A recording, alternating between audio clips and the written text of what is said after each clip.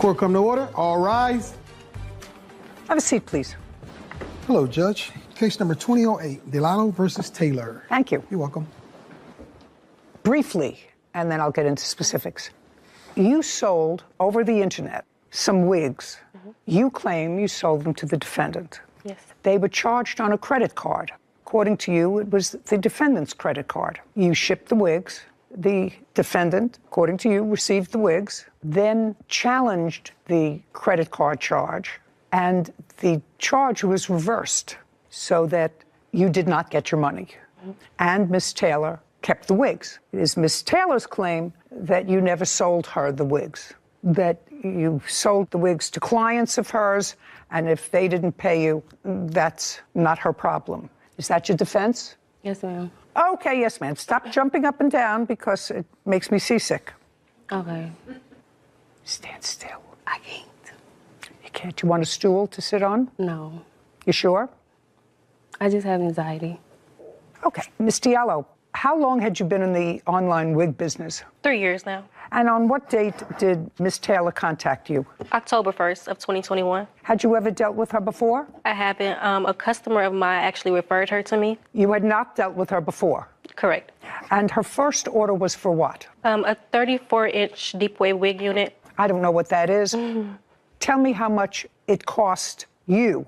$391. And how much did you charge Miss Taylor? $491.96. And you shipped it to her? No, I didn't. Where did you ship it? Right now, I didn't ship anything at the moment. Okay, so she ordered the first one for $491. Yes, and then after that, I shipped after. How many did she order all in total? In total, 5. Within what period of time? In the span of 4 days. Okay, and Miss Taylor, you do not deny the fact that 5 wigs were ordered in a conversation over the internet with the plaintiff. Mm-hmm.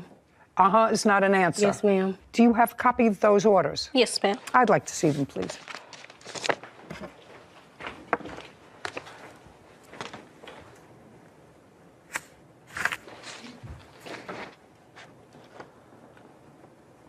Who's Joyce? One of my clients. Your Honor, that's her. Shh.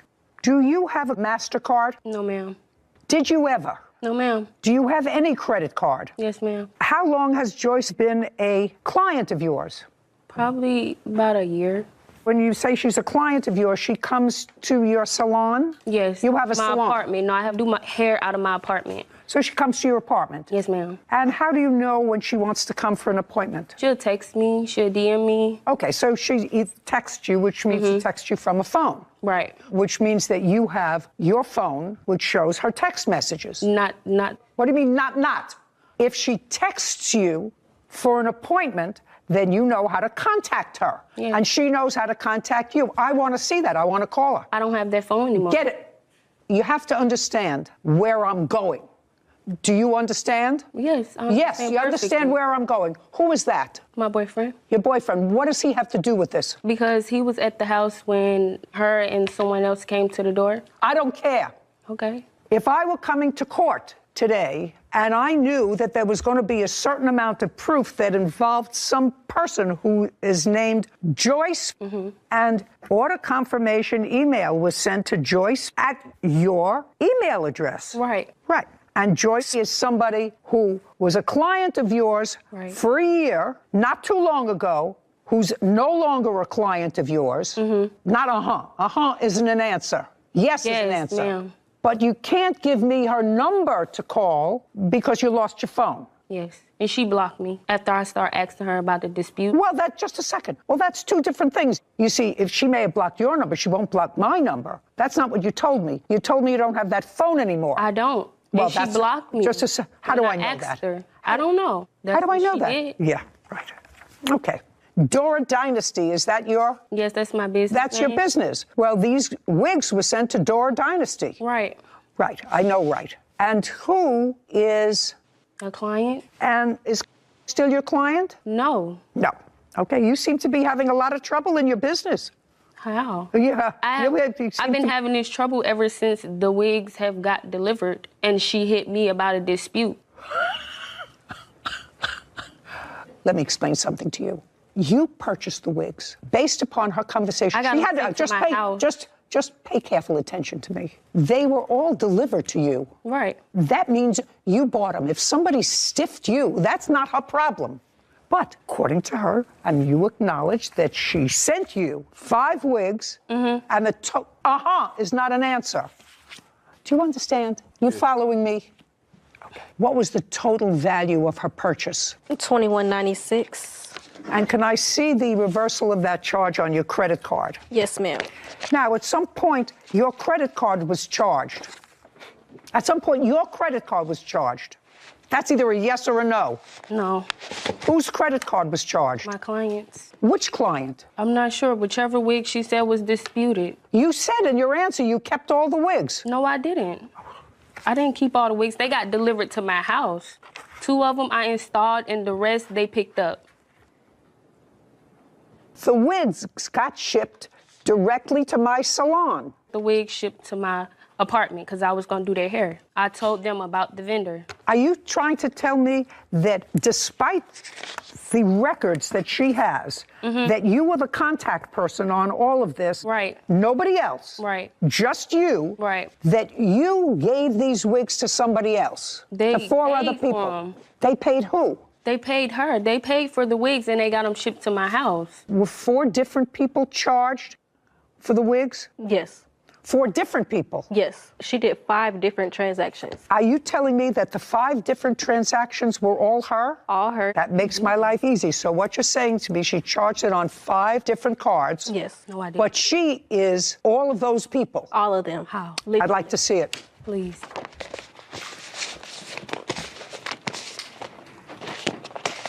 And Your Honor, she also admits it on Twitter. She doesn't actually know I have her Twitter account. And this is how she gets them. She orders, May I see it, please? See how you're smiling? Bad. She should have left you home. Man, please. Do you understand? She should have left you home. Nah, they just ain't You communicating should have left right. you home. They ain't communicating right. Still not a good look from you.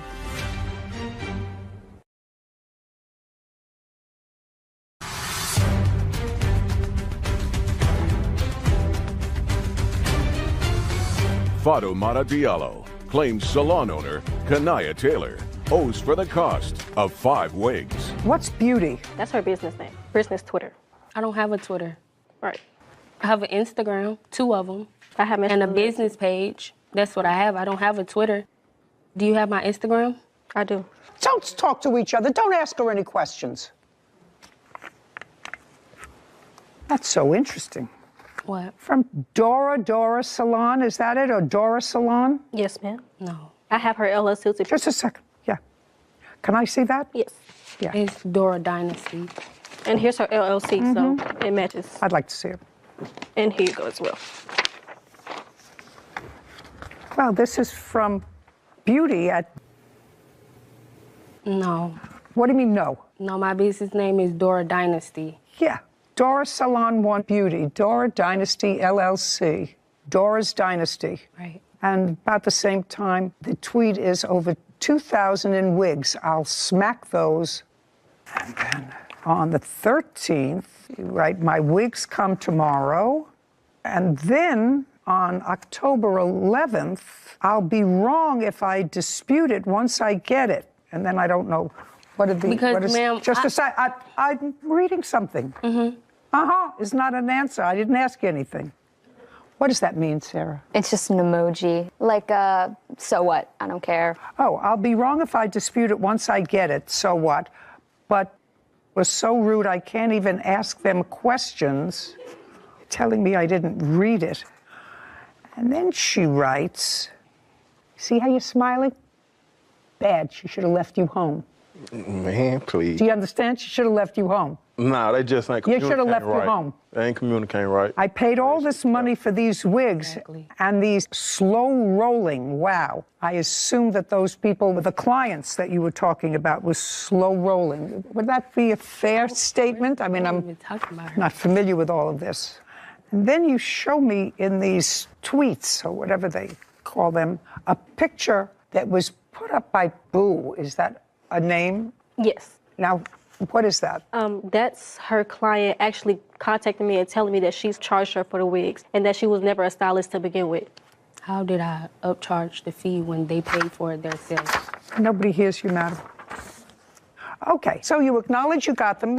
Your statement is you no longer have them. She didn't make a deal with you. She made a deal with 4 other phantom clients, 2 of whom either you lost your phone, the dog ate your phone, you don't have the number anymore, you don't have the contact anymore, but we don't know how to get in touch with him. And then there was somebody that actually was wearing one of the wigs that she didn't get paid for, that she got from you. That's not true. Could I see the invoice and the chargeback, please? Yes. Still not a good look from you. Well, I'm glad. Yeah, not a good It's look. funny because it's not true. Not a good look. You the boyfriend? Yeah. Stand up for a minute. Just have a couple of questions. Tell me your name. Braylon, right? What do you do for a living? I'm a barber. Do you live together? Yes. How long have you lived together? Going on a year. So you were living with her when these wigs were delivered? Yeah. Yes. Yes, would be an answer. Were you there when she opened the wigs? One wig she had to put together for a client. Then she opened, she told me she was doing, I know her. I don't be in no business like that. So the answer is you were only there when one wig was delivered? I was only there when she opened one wig. When she opened one. And I took her to go pick up a wig from her. Did you drive her there? Yeah. Did you go in with her? No. She came outside. She walked across Just the a street and second. got it. Don't speak. Don't speak. She walked across the street and got it. From her, yeah.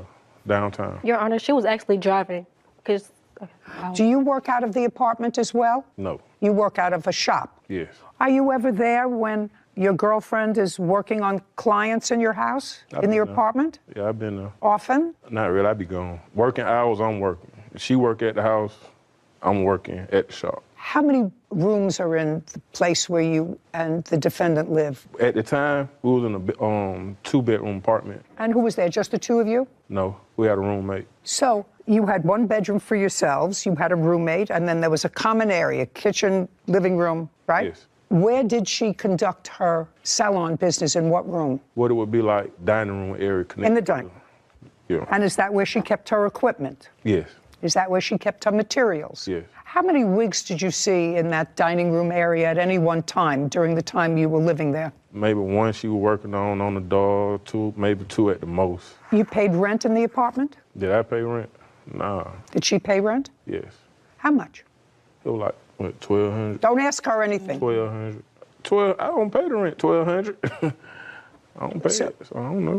Why don't you pay anything towards rent? I don't have to pay the rent if I pay the bills, I pay car notes, I pay different stuff. We 50-50. Well, if it's 50-50, then you would also pay part of the rent. Not if it add up to both our car notes, rent, which really be a little bit more. Okay, so you pay the other bills, she pays the rent. Yeah, I moved in with her. I ain't lived there the whole time. I told you it was only like a year. She was already staying there. I moved in. With what did you pay the car note? With a check? No, I pay with either a car or my money. Your girlfriend, does she have a car? Does she have a car? Yes, it's a yes or a no. Not right now. She did. Did she? Yes. What kind of a car did she have? Chevrolet Sonic. And what happened to that car? It got, whatever, repo. It was repossessed. They was scamming me on my insurance. Just a second. I didn't ask you anything. I'm asking your witness. Okay. You brought him. All right. I'm not the only person you suing. If I pulled up Nobody and bought a vehicle, why wouldn't I nobody take that? is listening to you. Okay, well, can I leave? No.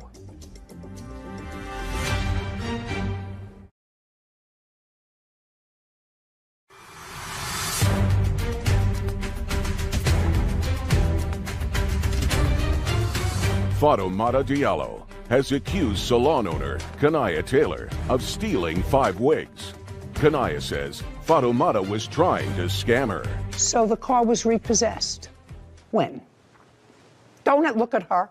Give me a month, give me a year. Was it recent, in the last 3 months, 4 months? I can't give you a month. So it was repossessed because of non-payment of whatever the note was, because that's the only basis to repossess a car. Okay. Now, you say you're not living in that same apartment anymore. You were living in this 2-bedroom apartment with a roommate. Mm-hmm. Uh-huh is not an answer. Yeah. Yes is an answer. And you're no longer living in that apartment. No. And what happened to that apartment? I moved. She moved with me. Okay. You moved when? November. November of 2021. Yes. just about the time of all these disputes over wigs. Did your roommate remain in the apartment? Yes. Did you have a lease in that apartment? Yes. Was your lease over, or did you move out during the lease? It was over, and I renewed it for my roommate. Now, the lease was in your name. Mm-hmm. Uh-huh is not an answer. Yes is an ma'am. answer, and you renewed the lease even though you moved out. Yes, ma'am. Where are you living now? In Conyers. What kind of place? House. And I pay all the bills. And what does your girlfriend do? She works. What does she do? She does lashes. She does hair. She does nails. She's an entrepreneur. Does she have a website? Yes. Yes. What's the name of her website? You think? Yeah, I think. I don't be on. I don't shop with her. Got it? Looking. Did you have a conversation with Miss Taylor about these 5 wigs? Did you have a conversation with her? Yes. Do you have a cell phone? Me? No. Did you ever have a cell phone? Yes. What happened to your cell phone? I broke it, so I went on another one. And you didn't get another one? It have to get sent to the house. I just broke it. Like, I just broke it. You just broke it? Yeah. So last you week. have a cell phone. Tell me how you broke the cell phone. I got real angry and I threw it. You got angry with somebody. Yes. And tell me how your girlfriend lost her cell phone. Oh, she gave it to me. And when did she lose her cell phone? She gave me that phone. I bought her another phone. She gave me that So phone. she gave you, around. just a second. So she gave you the phone that she had been using, Yes. which had Joyce information on it. That was the phone she gave you. I guess so. I don't know Joyce. I don't know who Joyce is. Sit down.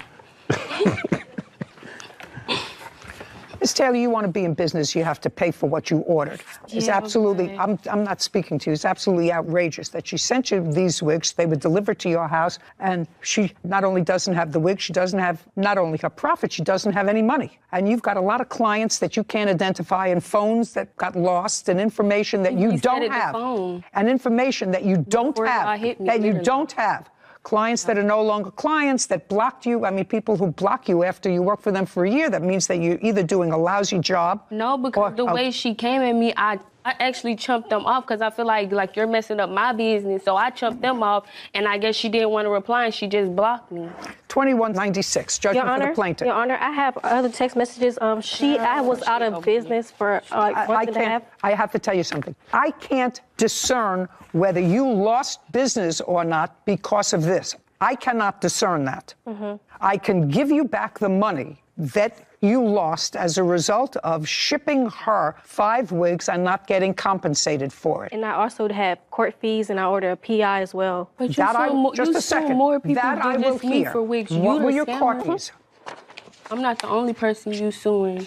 If I I'm pulled not. up Nobody. and bought a Nobody. wig, why wouldn't I Nobody take that? is listening to you. Okay, well, can I leave? No. 'Cause it's Court fees. like... And I also have my incident report that day. Just a second. Would you please just give me the court fees? You said you had court fees and you hired an investigator. Yes, I did. And I'd like to see that invoice, because that's you're entitled to. I have the text messages of my PI.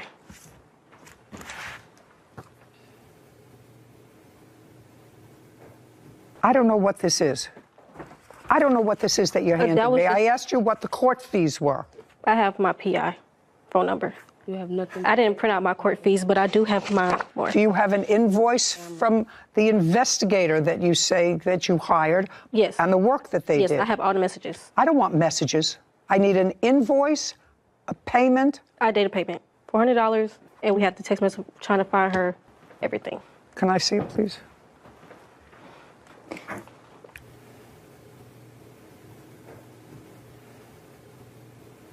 It was $250 for skip tracing and $150 for service. My sales went down. Just a second. Did this person serve her? Yes, they did. 2196, judgment for the plaintiff. That's it. We're This done. court is adjourned. I never did it. You know, I just got it sent to my house. We went through everything. We had to go through birthdays. It's like saying, oh, I know a friend that they know how to cut hair, Text messages, everything. and then you don't like your haircut. What, you want me to pay for your haircut? Like, girl, We literally hawked her down for the information. she honestly messed up my clientele. It would be easy to be forthcoming with me and say, these are the clients who I sold it to. I gave her the information. They were supposed to pay her. whatever. But she didn't. A lot of running around. A lot of circle running story. around, and there's no question that the plaintiff sold her those wigs. She made a markup. She made a 25% markup. That's okay. And I'm certain that she put in the wigs and made her own markup. Yep. You know, that's commerce. But this ability to reverse charges on a credit card and to have somebody, and it's usually just a person, we're not talking about a committee or a tribunal that determined whether or not the charge was legitimate, just to reverse it. And then where are you? You're left without your product. Very frustrating. It's a double-edged sword. It can be very useful. I've had to do that on a few different occasions. And the process is very hidden and sort of behind the curtain. And I fear for people like the plaintiff who run their own business, hardworking people who make the best money on the internet because there's no overhead fee of running a store. But these are some of the risks and things that you have to ensure before you get into business. Well, too bad. Too bad people don't do the right thing. If they did the right thing, we'd be out of business. Tiffany Nilsson is suing her sister, Brandy Maida, for property damage, harassment, and lost work. Court come to order. All rise. Have a seat, everyone, please. Hello, Kate. Case number 2006, Nelson versus Mata. Thank you. You're welcome. Miss Nelson, this is your sister. Yes. How old are you? I am 42, 43, almost 44. Oh, so are you the only two sisters? We have some half-sisters, but yes. But you're the only two full biological sisters. Now, there came a time, Miss Maida, that you moved into your sister's home. Yes. Is this a home that you own? Yes, we built it. In what year did you move into her home? That would have been 2018. Who else lives in the house from your family? My disabled mother, my husband, and my child. So your mother lives there? Yes, I take care of my mom. Tell me why you moved into your sister's basement, Miss Maida. In 2015, my oldest son was in a tornado and suffered a severe brain injury. So when my sister Tiffany and her husband were looking for new houses, they offered to build an apartment in their basement so that we could live with them and get out of our mobile home. So when they built this house, it was built with the intention of us living in the basement. Is that correct? Yes, but for a year, because I do take care of my disabled mother, and the intention was for her to be in the basement eventually so that she doesn't have to use stairs. Was the original agreement with your sister that it would not be a permanent move, but one that would last for about a year? It was agreed that it was not a permanent. There was not a date set, though. Okay, but it was agreed it was not a permanent, and you Correct. did not have a written lease? Yes, we did. We do have a lease. You did? I'd like to see it. We had a month-to-month lease that I have as well. This is the current lease that subsides the other lease. Okay, initially a month-to-month lease, and what month and year did you have her sign? I have it right here. It's dated July 14th, 2018. So this is a 6-month lease that ended January 31st. Correct. The rent was $800 a month? Yes. So this last lease was for your sister, her husband, and 2 children? Correct. I only ask that question because if my reading of your complaint was correct, you say that she moved her husband in without your consent. So when we first agreed to let her move in 2018, she was divorcing, and the agreement was that her and her 2 sons could move into the home. He had nowhere to go, and she wanted him to move in. So because In what year was that? that was still 2018. So that was still 2018. Yeah, so we let, All right, so we you let him live there. And since then, you've signed different leases with her, with him on the property. Correct. Okay, so then you acquiesced to it. When you were in the apartment, did you have pets? I did, How many pets did you have? 4 dogs. But then subsequently, some had passed away, so at the end, we only had 2 dogs. Okay, well, at the signing of this lease, you had 6 pets, consisting of cats, dogs, and no other pets being allowed. Correct. And you agreed, regardless of ownership of the pets, agreed to restore the property to its original condition at your expense when you leave. Okay, good, because that's also part of what this is about, actually. Most of what this is about. Your Honor, they had 3 pets upon move out. They had just gotten a puppy, so they did have 3 pets and 2 cats upon move out. Doesn't matter. Anybody who has 6 pets, after 3 years, the carpet needs to be replaced. Yes, ma'am. Okay. Now, your sister began to move out when? In what month? She moved out on the 1st of February, 2022. Pursuant to your agreement. Correct. And it is your claim that she left the premises in condition that required you to spend close to $10,000 to put it back into shape. $6,500 Okay. for the basement damages. I'd like to see photographs of what it looked like because we know it was brand new when you moved in because the house was just Those are built. all- So we know that it's new. I also have photographs that I took the day we moved out. Okay. I'm going to give you these, and then I'm going to look at yours. Okay.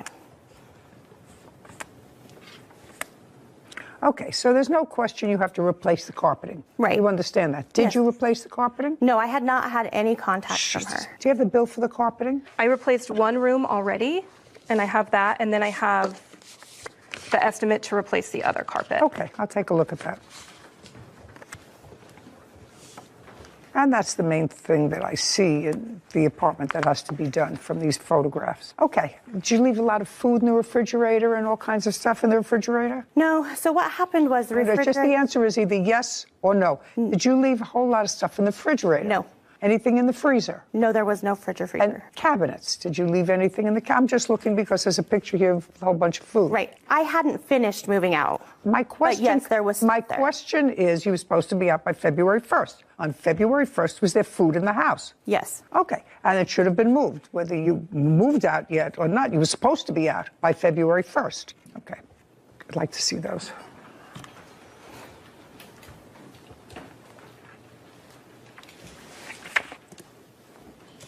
So you replaced the carpet in what room? One of the bedrooms, so my mom could move down there so she could not use stairs. Okay. Sarah, add these two figures and have them for me, please. And I don't know what this is a photograph of. So the bags that were left in the home, there was ice cream that was left in those bags, and it had leaked on my flooring, and we moved it outside. And that is the rotted food from the bags. Okay, do you know how that happened? I don't. I haven't seen that. Okay. May I see photographs, please, that you took on the day you moved out? Yes. I have that total, Judge. $4,129. $4,121? 29 29. and 21 cents. Thank you. Is this after the carpet was taken out? Yes. Kevin, can I please see the photographs that she took?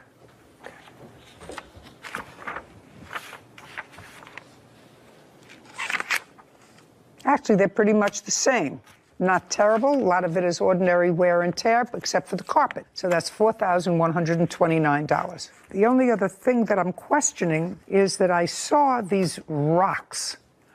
And I want somebody to explain these rocks to me. So because of the water level, if you go out the downstairs patio, there's rocks there to prevent the yard from sliding. Getting wet. So some of the rocks were moved. They're supposed to all go in a line, and they go down and over. So we have to pay a landscaper to come out and basically redo that. Well, how did that happen? Do you know? They're pretty heavy rocks, so... I don't know. Do you know? Did you move the rocks? No, you would need like a skid loader to move those rocks. There's no physical way to move those. Where do you live? With one person. I live in far west, Utah, farm country. Looks like there's water comes down through here. Yes, we live across the street from a pond as well. Well, you don't know how that happens. Now, you have, in addition to your claim, which is for damage, you feel it's necessary to go into these allegations of harassment by your sister? I honestly just want to be done with her and not get threatening text messages and stuff on social media. No chance of a reconciliation. You Not lived on my together end. for a while. I've blocked her from For a long time. Yeah. Miss Mehta, your sister was there at a time when you needed her. Yes. You think that there's any potential for the two of you to sort of restore some kind of working relationship? They're the only two? No. This No. is the funeral of our relationship. All right, not my job. That's a job for another professional. Okay, you have a counterclaim. Yes. And your counterclaim, just as she's not going into harassment, I'm not going into anything that involves the harassment. It is your claim that you left certain furniture behind. Well, why wasn't your furniture out on the 1st? Your lease expired at the end of the month in January. It did. And I did let them know that I was not done. Well, that's not a reason. That's not a reason to break your contract. Only two people can break a contract, Ms. Mehta. The two people are the same two people that signed it. You signed a contract that said you would be out on a certain date. You weren't out on a certain date. The fact that you notified her that you're changing the terms of the contract unless she agreed to it then you should have had your stuff out by the 31st. Why didn't you? Because she had made it very difficult during my moving process. There was a lot of, like I said, harassment and stuff that happened during that moving process. She called the police on the people that were helping me. She made it very difficult to get it done. There was no way that I could get it done on that day. Let's get back to call the police. And later today, After Mr. Martinez got into the picture, he was going to pay me not to talk to Sherry any longer. So you had a discussion with him that all of her bills he was going to take care of? Many discussions, yes, Your Honor. Okay, and? I never got a dime. Okay, well, what is the harassment?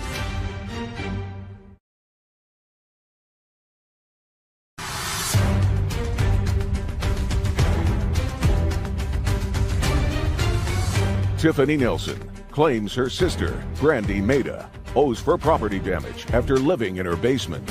Brandy is countersuing for the return of her belongings. Who did you have moving you? I had my best friend, Brittany, was helping me.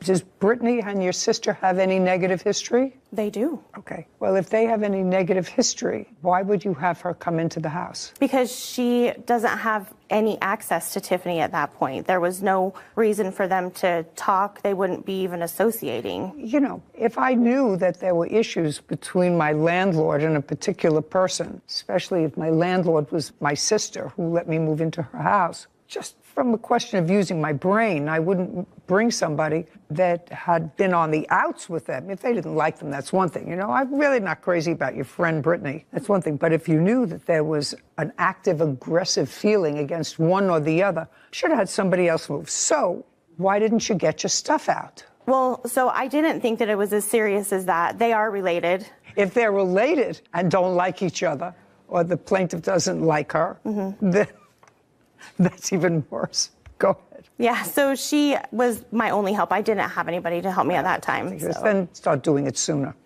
Go ahead. Yeah, that was the Miss only Maida, reason. Miss Maida, where was your husband? He was working. We were working during this whole time. Well, that's okay. I've moved and worked. I used to move every time I needed a paint job. I would pack up and move, and I constantly worked. I've worked for 58 years. So that's not a reason. You pack in the evening. You go down after work, you get newspaper from the grocery store, and you get old cartons, and you wrap up the dishes and the cartons, and you manage to get out when you're supposed to get out. And she's not the only one who can help you. Maybe your husband has friends. If he doesn't have friends, I don't know why not.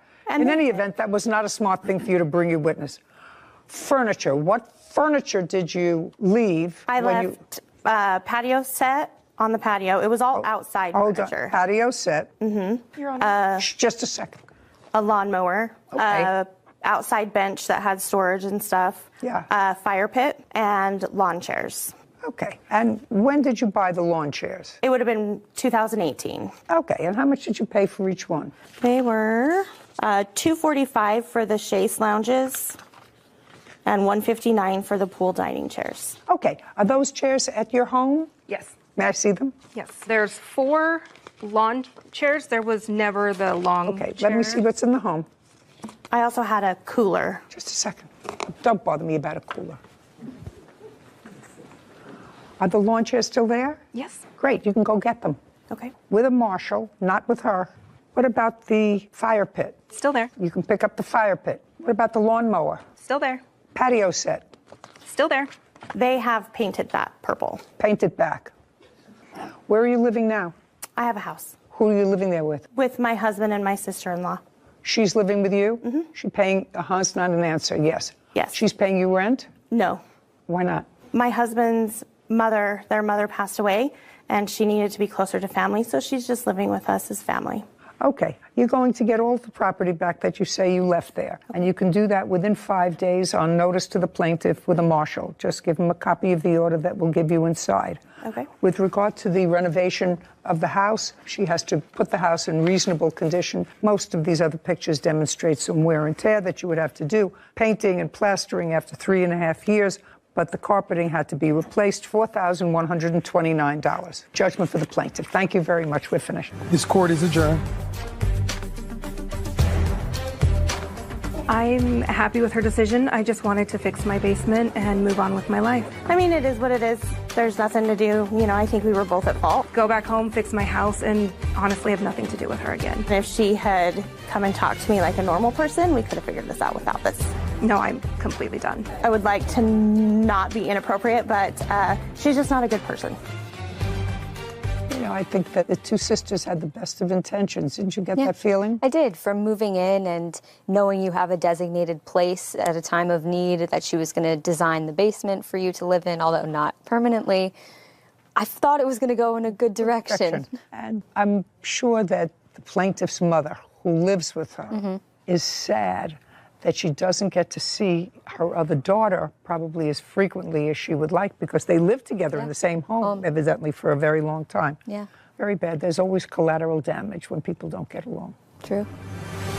Case number 2039, Mormon versus Strauss. All party, please step forward. Derek Mormon is suing his former friend, Sherry Strauss, for car repairs and harassment.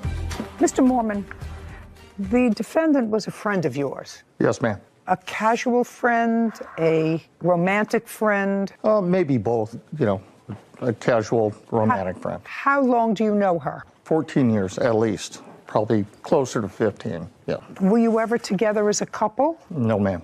And it is your claim that because she was in financial trouble, you extended a loan to her to fix her car. Yes, ma'am. That's what this case is about. You also say she harassed you, but most of this case is about the loans to fix her car. Ms. Strauss says that you did, in fact, work on her car, but you caused more damage to it than it originally had. And she is counterclaiming for car repairs that she has to make because of work that you did on the car.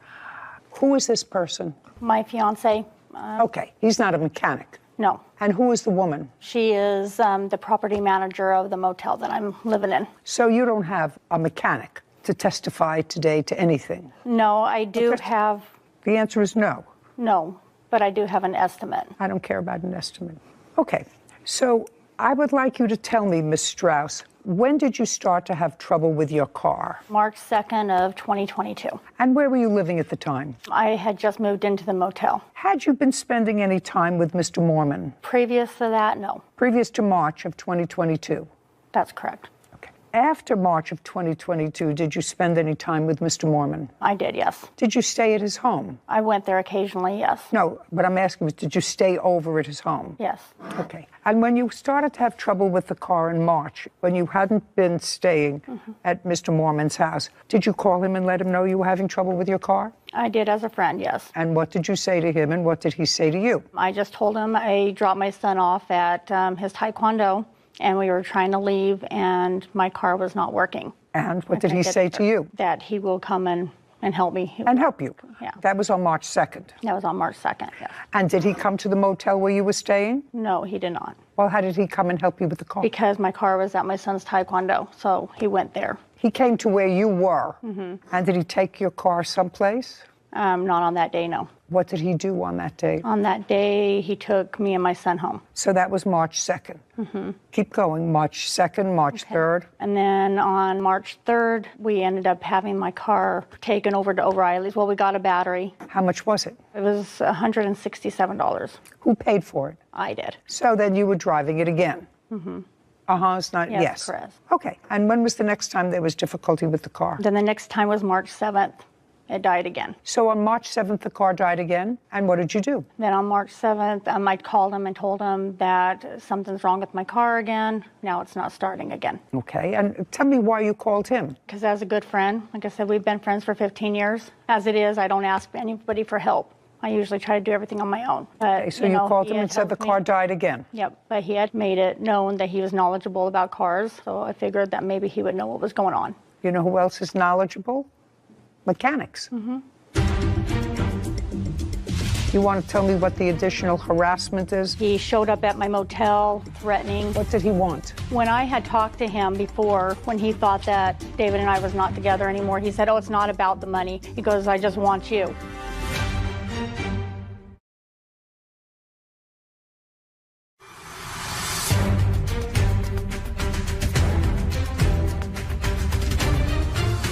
Derek Mormon says his former friend, Sherry Strauss, owes for car repairs. Sherry is countersuing, claiming Derek damaged her car, trying to fix it. Okay, so on the 7th, you called him again and said, I'm having trouble. What did he do? Then on the 7th, I had to go to work, so I had another friend take me to work. He came and picked me up from work, and we took my car back over to O'Reilly's, took the battery out, had them test it. The battery had been drained. Figured it was the alternator, got the alternator. He put the alternator in. Who paid for all of these repairs? That's what it's about. I paid for them. So what is he suing for? Because later on, my brakes and rotors went out and I got a flat tire. So at that time, yes, I did call him and let him know. On what date was that? That was on April 16th of 2022. Okay. Well, right now it's gone on the fritz on the 2nd, the 7th, and April 16th. Mm-hmm. So that's a lot of aggravation. So on April 16th fiasco with the car and the repairs, how much was that? $234. Who paid for that? He said that he would pay for it. He originally told me that his mechanic would allow me to make payments. And when we went to go pick it up on April 22nd, found out that that was not the case. Okay, so he wasn't going to allow you to make payments, No. which mechanics usually don't. So how much was the bill? So the bill was $567.91. And he paid for that because they wouldn't let you make payments? He paid for that because he knew I was... No, not he knew. You were originally going to pay for that and make payments. Yeah, I was Just gonna a make second. payments. You were originally going to pay for it and make payments. Mm-hmm. You found out that you couldn't make payments, so he said, fine, I will make the full payment to the mechanic. Yeah. But it was always your intention to pay for the repairs of the car, only you wanted to pay for it in a slower fashion. Right, I was going to make the payments to the mechanic, yes. Right, okay. Yeah. Mm-hmm. What I want to know is, did you pay him back any of the $567? I gave him $300 to help him with rent, but... Just a second. Tell me when you gave him $300 for rent. I gave him the $300 on April 29th. That was after you picked up the car. Mm-hmm. Is not an answer. Yes, ma'am. Did she give you $300 for rent? No, Your Honor, I don't need anybody to help me pay my rent. Do you have any proof that you gave him $300 for rent, a withdrawal from a bank, or anything? No, I don't, Your Honor. Okay, so far you owe $567. Is that what you paid for her in April? No, Your Honor, I paid $674.76. May I see it, please? Yes, ma'am.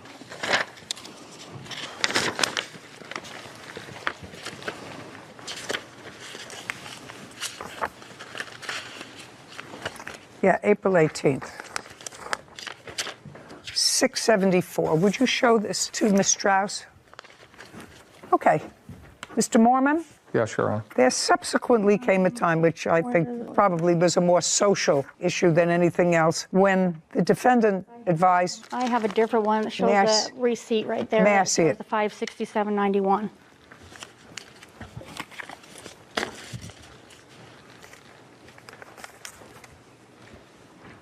Well, I actually am not understanding this. He paid for this with his Visa card. Mm-hmm. Is that right? That's correct. Could you explain this to me?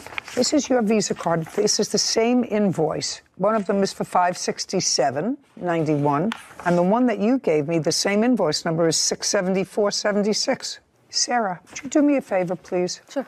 Would you add up? From both or just the top one? Well, let's start with just the top one, for which there is a Visa receipt.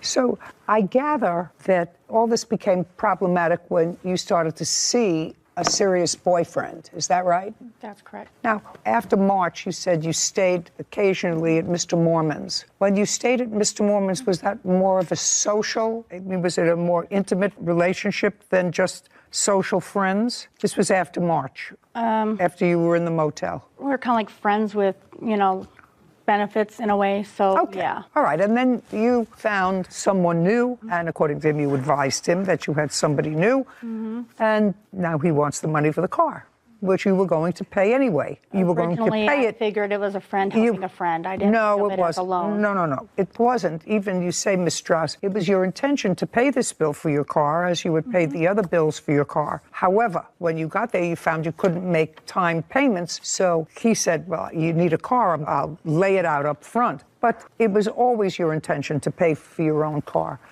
Do we have a... That is the correct number. And then at the bottom, that totals. And then the additional to bring you to 567 is the tax. Okay. Now, so the next part of your case is about harassment. By whom and for what? Your Honor, after Mr. Martinez got into the picture. That's this gentleman? Yes, ma'am. He was a man of his word, and he was going to pay me not to talk to Sherry any longer, which I didn't. Okay, so you had a discussion with him that all of her bills he was going to take care of? Many discussions, yes, Your Honor. Okay, and? I never got a dime. Okay, well, what is the harassment? Text messages, my witness here, Ms. Montoya. No, just a second. Okay. Text messages what? Just saying, hey, leave her alone, which is fine. Okay, that's all right. That's not harassment. Yeah, I don't have a problem with that. Okay, fine. But it was, hey, I'm going to pay you. I'm a man of my word. Okay, well, that you're not Where's my suing him, money? so who cares about that? Yeah. She owes you $567. That's what you put on your visa. Now, let's get to your money owed for car repairs and harassment. Okay. Now, you don't have a mechanic here, so what your claim is that whatever he did to the car, he didn't do well, so you had to take the car, or you're going to have to take the car to another mechanic. I don't care. You would plan to fix this car yourself. The problem was with payments. If you had to make additional repairs to the car, that's not his problem. Okay, now you want to tell me what the additional harassment is? Well, that's why I have my two witnesses here. He spent a lot of time calling me names. He's called my fiance names. He showed up at my motel threatening and stuff like that. So What did he want? he wanted his money, but at one point in time- Now he's got it. I don't need to speak to you. No, but Now he's got his money. When I had talked to him before, when he thought that David and I was not together anymore, he said, oh, it's not about the money. He goes, I just want you. He's got several messages from me, how he loves me, he wants to be with me, and all this and that. Yeah, but you don't love him and you don't want to be with him, so now you have to pay him for your car repairs, $567. Yeah. Judgment for the plaintiff. Well- We're finished. Thank you very much. Thank you, Your Honor. This court is adjourned. Hey, justice was served, and that's all that matters. It was about because he didn't have me. I went with somebody else, and I wasn't with him. She was a friend, and I tried to help her out. We've been friends for a long time, so I told him we would be, that I wanted to be his friend. I ain't going to help, I can tell you that. I want to continue the friendship, and he didn't want that. I know, never again on her, no. Time to find another mechanic. So I really didn't have so much trouble with that case because the defendant had really planned on paying for her car repairs. Do I think that the guy said to her, you can make payments, and when she got there, he said, no, who knows? It's not worth it. Yeah. He felt used. Which I think is valid. Which, give somebody money, and then you've had sort of a friends with benefits relationship, and all of a sudden you got somebody new, and you're driving around in a car that you paid to repair. Anyway, it was simple and easy. It was. They're not all that easy. Year-old Isabel Irwin is suing her father, Neil Irwin, for personal belongings. Court come to order. All rise. Have a seat, please. Case number 27, Irwin versus Irwin. Thank you. You're welcome. Miss Irwin, this is your dad, Yes, he is. and you're 19? Yes, I am. According to what I read in your complaint, your parents divorced when you were 10, Yes. and your father was your primary custodian. You lived with him. Yes, I did. Did you graduate from high school? Yes, I did. When you were 10, 11, 12, 13, 14, 15, and 16, did you live with your father? At the age of 15, I moved out because... Okay, so at age 15, you moved out. Yes. Because here you said, when I was 18, my father kicked me out of the house for no good reason. Yes. Guess what? Well, you've just told me that you left the house when you were 15. Yes, and I lived with my mother for 2 years, and... Okay, so from age 15 to 17, you lived with your mother. Yes. Is that because you were having difficulty with your father? Yes. Okay, and then you went to live with your mother. Yes. But that didn't last. No. So now, at 17, you go back to your father. Yes. And you stayed with him until you were 18. Yes, correct. So far, I have the fact that your family is a little dysfunctional, but that you had certain problems. So I moved out when I was 18. Just to say that. Would that be a fair statement, that you had some problems? No, it would not be. Okay. What high school did you graduate from? It's a school partnered with the National Guard for kids that are off track to get them back on track. Did you have to pay for that school? No, they are paid by the government. Could you look them up for me? Yeah, it's a residential program for youths aged 16 to 18 who've dropped out of school or who are seriously behind in credits and need to catch up quickly. Okay, so you were dropped out of school? No. Or seriously behind? Yes. Dropped out or behind in credits. Okay. And how old were you when you graduated from? I was 17 years old. And so at that point, you moved in with your father. Yes. And why did you leave when you were 18? He had evicted me. Okay. And I'd like you to tell me your version of his evicting you when you were 18, because this case involves you're suing your father for items that he disposed of that were yours, and you want this court to award you $7,400 for the things that he disposed of that were yours. Yes. Okay. So tell me why you believe he evicted you when you were 18. I believe he evicted me when I was 18 because I was buying my first car and he got jealous of the car I had, and he stated that when I moved back in for the second time. He evicted me the second. No. Where on the first time that your father evicted you? Not the second time. The first time your father evicted you, I can ask him, or you want me to stay with you? You can ask him. Fine. Tell me why you evicted her the first time, which you did. The main reasons would be that she agreed to pay rent, which she never did. She's working? Off and on. I'd say over the past 2 years, she's probably had, from my guesstimate, 15 to 20 jobs, all ranging from an hour or a day, I think the longest being about 3 months. Can't maintain a job, would prefer to smoke pot all day in her room and hang out with her boyfriend, basically. Which at the time, for the first eviction, she did not know Corey. Okay. But she still does the same thing. Yeah, well, that's unfortunate. That's what you indicate here. So that was the reason that you evicted her the first time. And that was maybe in June? I would have filed that June 9th of 2021. June. Okay. But she came back shortly thereafter, in October. The sheriffs removed her August 13th, 2021. Is that because you asked her to leave and she wouldn't? It's a three-step process. And I had a 24-hour notice posted to the door after 34 days. Well, she's your daughter. Yeah. So there must have been some discussion, Mr. Irwin, with her, you saying to her, listen, this is not working out. There wasn't a discussion, Your Honor. Was not? I served her the first notice. We talked about it. Oh, you talked about it? Prior to me filing. I told her I would do it. I don't think she believed me. She knew you wanted her to leave as a result of that discussion? Yes. And she didn't? She did not. She had lived with you off and on, with the exception of 2 years that she lived with her mother, and part of it in a residential program.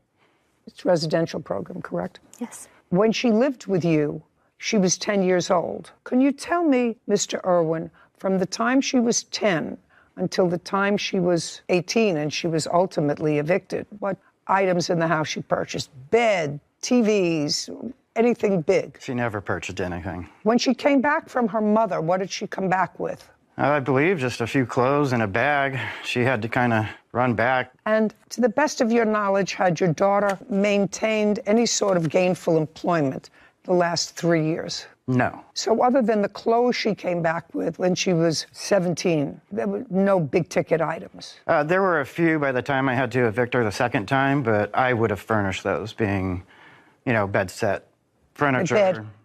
Tempur-Pedic bed. I think that's part of what she's really wanting out of this $7,400. Okay, so you purchased a bed? Yes. Because you didn't have one in the room where she was? I was just trying to take care. Yeah, I was using the room for my own purposes. I live alone until she moved back in, and usually welcoming of my daughter coming home.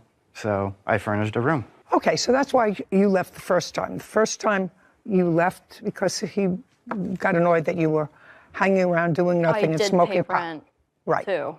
Right. No, and weren't doing it much. No, I was not smoking often. We're not doing much, is what I said. Yes, I had a job. I worked at the beginning of the year. For how many days? I worked there for about 3 months, and then I worked as a kennel technician for about 2 months. What happened to both those jobs? My dad, his alcoholism, he would never let me sleep in the room as I was paying rent, and he would lock me out. He would lock me out. Okay. He would lock me out, and he would flip the garage switch, so I wasn't able to get access to the house. I wasn't able to get clean, so I couldn't obtain the job, and my mental health wasn't there for that job, so that's why I took the kennel technician job, and that's when he evicted me. Where are you living now? With my boyfriend. That's him? Yes. And where are you working now? I am unemployed. Sorry, that's easy. So now you're not working. Now nobody's locked you out. Nobody's made it impossible for you to work. And what kind of work does your boyfriend do? He is construction. I do DoorDash. Okay. Your boyfriend is construction? Yes. How old is he? He is 20 years old. You're Corey. Yes, Your Honor. Who do you live with? My mom and her new husband. How did I know that? How did I just know that? It's so perfect to be old that, I mean, I asked the questions. I could have asked the questions and answered the questions. So you and your girlfriend live with your mother? Yes, Your Honor. Did you graduate from high school? Yes, Your Honor. And what's the name of the company that you work for? Landscape. Do you work for them full time? Yes, I do. For how long? I've been working for them about 2 months now. 2 months? Yes.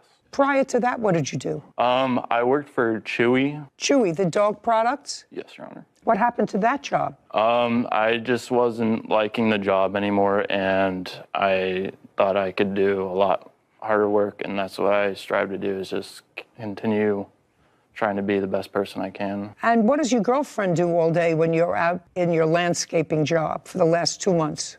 She stays busy going to the gym and making sure that everything is in tip-top shape, and just bringing me lunch when I'm on my break for work.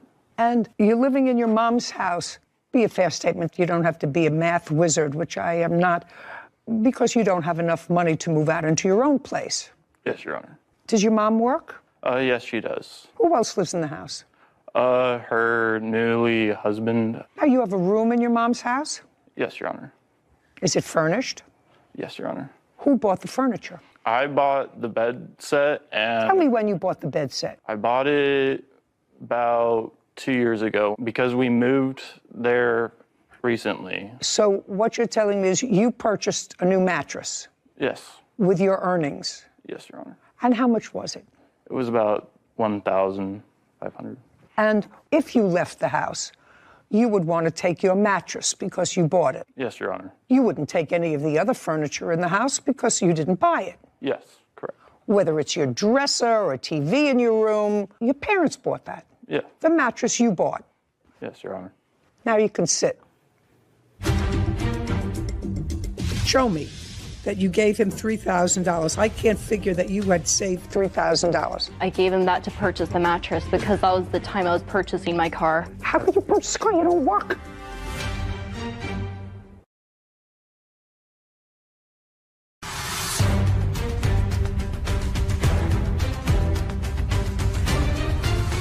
"19-year-old Isabel Irwin claims her father, Neil Irwin, owes for personal belongings. Now, I'm going to sort of pull this together. Eventually, you moved back into the house after an initial eviction, and you weren't doing well, I assume. Yes. And then you came back a couple of months later and asked your father if you could move back in. Yes. And he said, okay.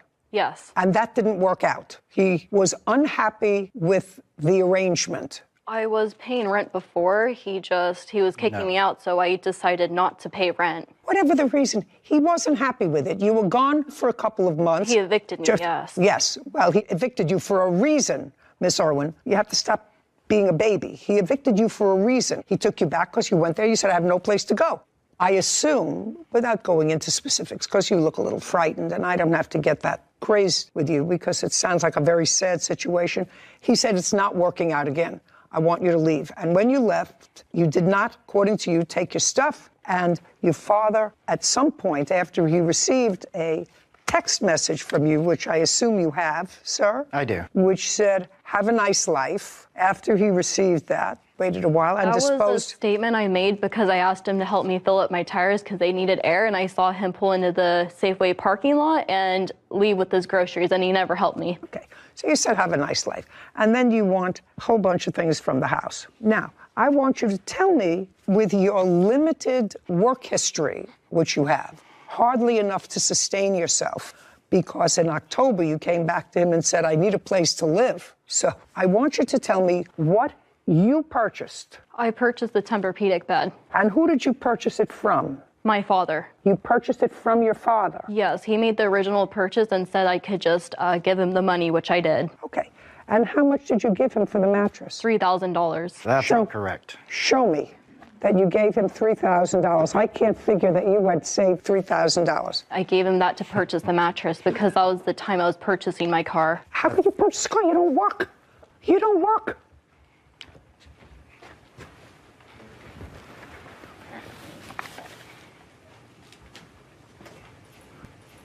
The first one This was doesn't tell me anything. Transaction that this you doesn't withdraw. this doesn't tell me anything. You want to tell me that tells me nothing. You want to give that to her. I would have to find credible, Miss Irwin, that you had managed to save from your job that you had for 3 months while you claim you were paying your father rent $3,000. It was the leftover money from me purchasing my car. Oh, I don't believe that. For 1 second. Okay, you want to tell me about the mattress, sir? Okay, simply put, I got one for myself when she wasn't living with me, and the mattress I furnished her with, it was a floor model. He gave me a good deal on it. I think it retails about $3,500. I got it for $2,300. My daughter and I did have an agreement.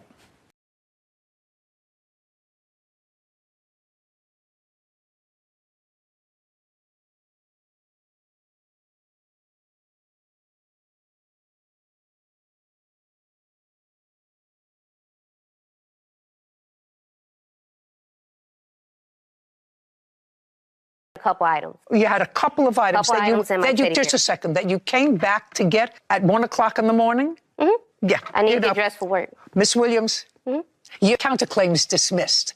Okay, now you have her address. If you feel as if you still require a protective order, get it. If you had proof that she posted this, I'd give you a lot more than you were asking for in your complaint. But you need proof that she posted that, other than the fact that the number comes from Chicago. I receive at least 10, 15, 20 different attempts to be reached out to me requesting sexual favors from the same area code. I said if you can prove that she posted this, I understand the consequence. A witness can confirm. She also texted me that night. I have text message from her that night that she slashed the tires. That says what? That was the night she came by at 1 o'clock in the morning? Yeah, she lived there. So, and if that's an acknowledgement that she slashed your tires, we're in business. Right. Let me see.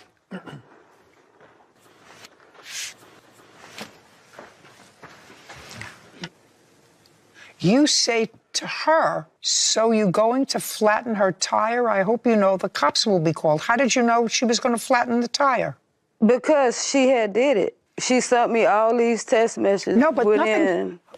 You don't understand, Miss Williams. Why Nothing in the accidentally. text messages before talk about a tire. Right. Nothing in the text messages talk about a tire. And the last thing that it says here is 3:45 in the morning on June 29th. So you're going to flatten her tire. I hope you know the cops will come. Did she respond to that? Right. She wouldn't respond to She none of doesn't respond to it. Right, correct. Okay, that's all. Your counterclaim is dismissed. You have absolutely no claim against them. I've given you her address. If she continues to harass you and you want to file for a protective order and serve her, I've told you how you can do that. Do you understand? Yes, Your Great. Honor. Thank you very much. We're finished. This court is adjourned. We know that she carries weapons and there was damage done to the vehicle. You can pretty much put the pieces together. She's a joke, so I figured she was going to say that. That's what clowns do, so I'm glad she got to do a circus act. The word of the street that she did it. I told her girlfriend she ain't paying no bills. I told the bum to get some money, and I guess they didn't like that. At one point, I thought that we could all be a happy family, but it's clearly not what she wants, and I do feel bad. You ain't going to give me the admit to that one. You know, sometimes I wish we had even lower standards of proof than we do, because to you, to me, I'm pretty sure if we polled the audience, everybody out there would say the defendant definitely slashed those tires and probably posted the phone number of her mother's girlfriend online, insinuating that she would be open and willing to engage in sexual favors for strangers. But there is a standard of proof that they have to meet. And I was just waiting for the crumb of proof that we could hang our hat on for both issues. Just opportunity and inclination doesn't allow a court to, in good conscience, find that she committed a crime. And both of those things would be criminal behavior. Just with her attitude, I knew. Her attitude. I just, I wanted to prove and have that right little crumb to hang the hat on. But unfortunately, eventually, people with that kind of attitude always get caught. Always either get caught or get comeuppance. Oh, yeah. We were in an actual relationship for 5 years. He took the dog, and you want the dog back? Yes. His anxieties were surrounded by her grandson because of the fact that he would beat him. He sprayed hairspray in the dog's eyes. You don't make that up. I don't think he over-disciplined. This is not a tea party, madam. This is when you have to listen. This is Judy Justice. Deborah Borelli is suing her ex-boyfriend, Osmond Brown, for harassment, personal property, and her dog, Luca. Court come to order. All rise.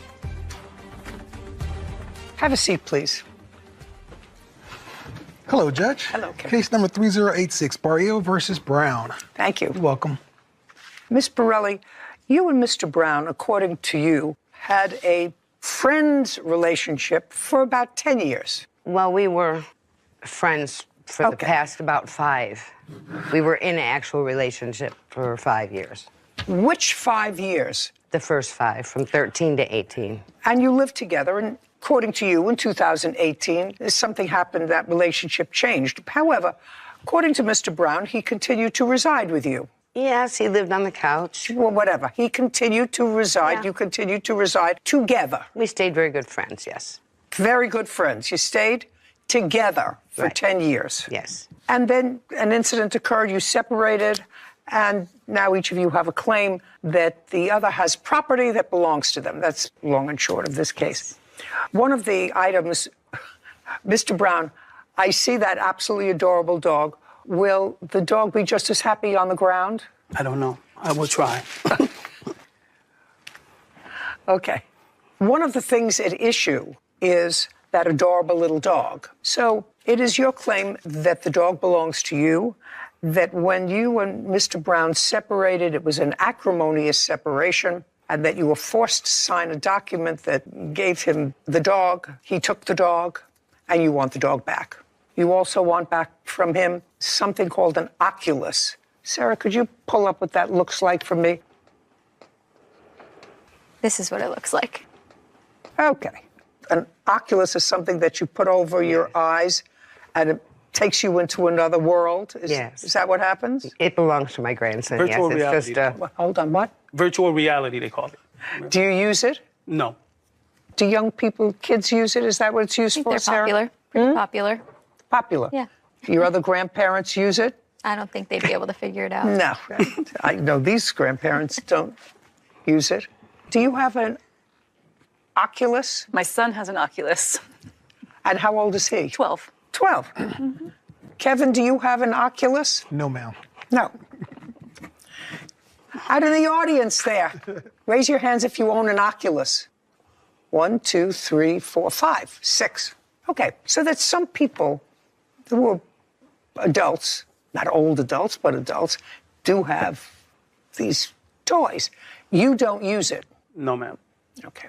And it is your claim that in addition to the dog, Mr. Brown took the Oculus that belonged to your grandson. Right. Mr. Brown said he was given the Oculus because your grandson broke his tablet. And you want a little money for some traveling that she did that she promised to pay you back for. Is that right? We Is that right? Yes. You want some money for traveling? Yes. Okay. So let's deal with the dog first, since that to me is the most important issue. By the way, Miss Burrell, where's your grandson? back in Buffalo. Who is this? His mother and my daughter. She doesn't live with you. No. But the grandson lives with you. He did. He stayed. He did? He stayed when with you were me. together? He goes back and forth. And how old is he? 16. Okay. Because one of the things Mr. Brown says is that the 16-year-old isn't very good with the dog. Well, the dog, he is a chewer.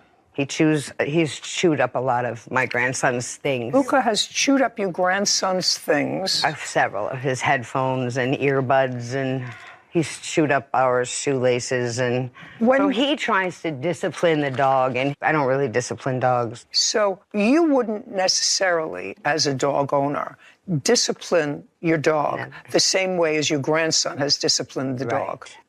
Did he ever hit him?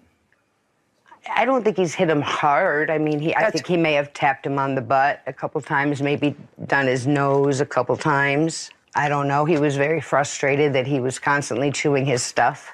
Okay. How old is this dog? He will be 2 in April. When you got him, you and Mr. Brown were living together. Yes. I must tell you, Miss Burrell, the dog looks very happy with Mr. Brown. He was very happy with me, too. May have been. I'm sure he wasn't happy when your grandson was disciplining him different from the way most normal people and adults would discipline a dog. Because Mr. Brown is certainly going to tell me about other instances of discipline that he observed that your grandson inflicted on the dog. I'm not aware of any Okay, but other you were aware enough, Miss Burrell, to tell me that in your home, the dog was disciplined in a way that you would never discipline a puppy, because a dog that's not quite 2 is still a young dog. Some chew things and some don't. All right. Deborah Borelli claims her ex-boyfriend, Osmond Brown, owes for harassment, an Oculus headset, and the return of her dog, Luca. Osmond is countersuing Deborah for personal property and travel expenses. Now, when was the dog purchased? I got him on December 19th, 2022, as a birthday present for my other Pomsky. She's just like him and loves to play. And I have an old Shih Tzu that would not play with her. And then I came across a Facebook post about a woman who was getting rid of a dog that was swimming in her basement. Well, he lived in the basement. And when I contacted her, she said, I'll send you some pictures. And it was a couple pictures of Luca sitting on some stairs. And she said, oh, we went down in the basement the other day and the basement was flooded and he was swimming. I said, swimming? And she said, yeah, so we put him on the stairs. And I said, I'll be over. So you took the Osmond dog. and I went to look at him, and he made my other Pomsky a little nervous. So we went back, and Oz kept saying, you don't need another dog. She doesn't need a friend. She's got toys. You know, I said, I have to do something about this dog. The woman And was Mr. Brown was with you? Yeah. Okay. So you went together? To look. And he said no. So I came home, and I thought about it, and I kept in touch with that woman, and she said, if you don't take him, he's probably just going to go to a shelter. I talked to Oz again. I said, I have to go get this dog. I have to. He's living on stairs. Okay. And so I purchased him. He was not happy about it, but I purchased him. For how much? $240. It started at $500. I told her I couldn't do it, so. Okay. Mr. Brown, do you need a tissue? Yes.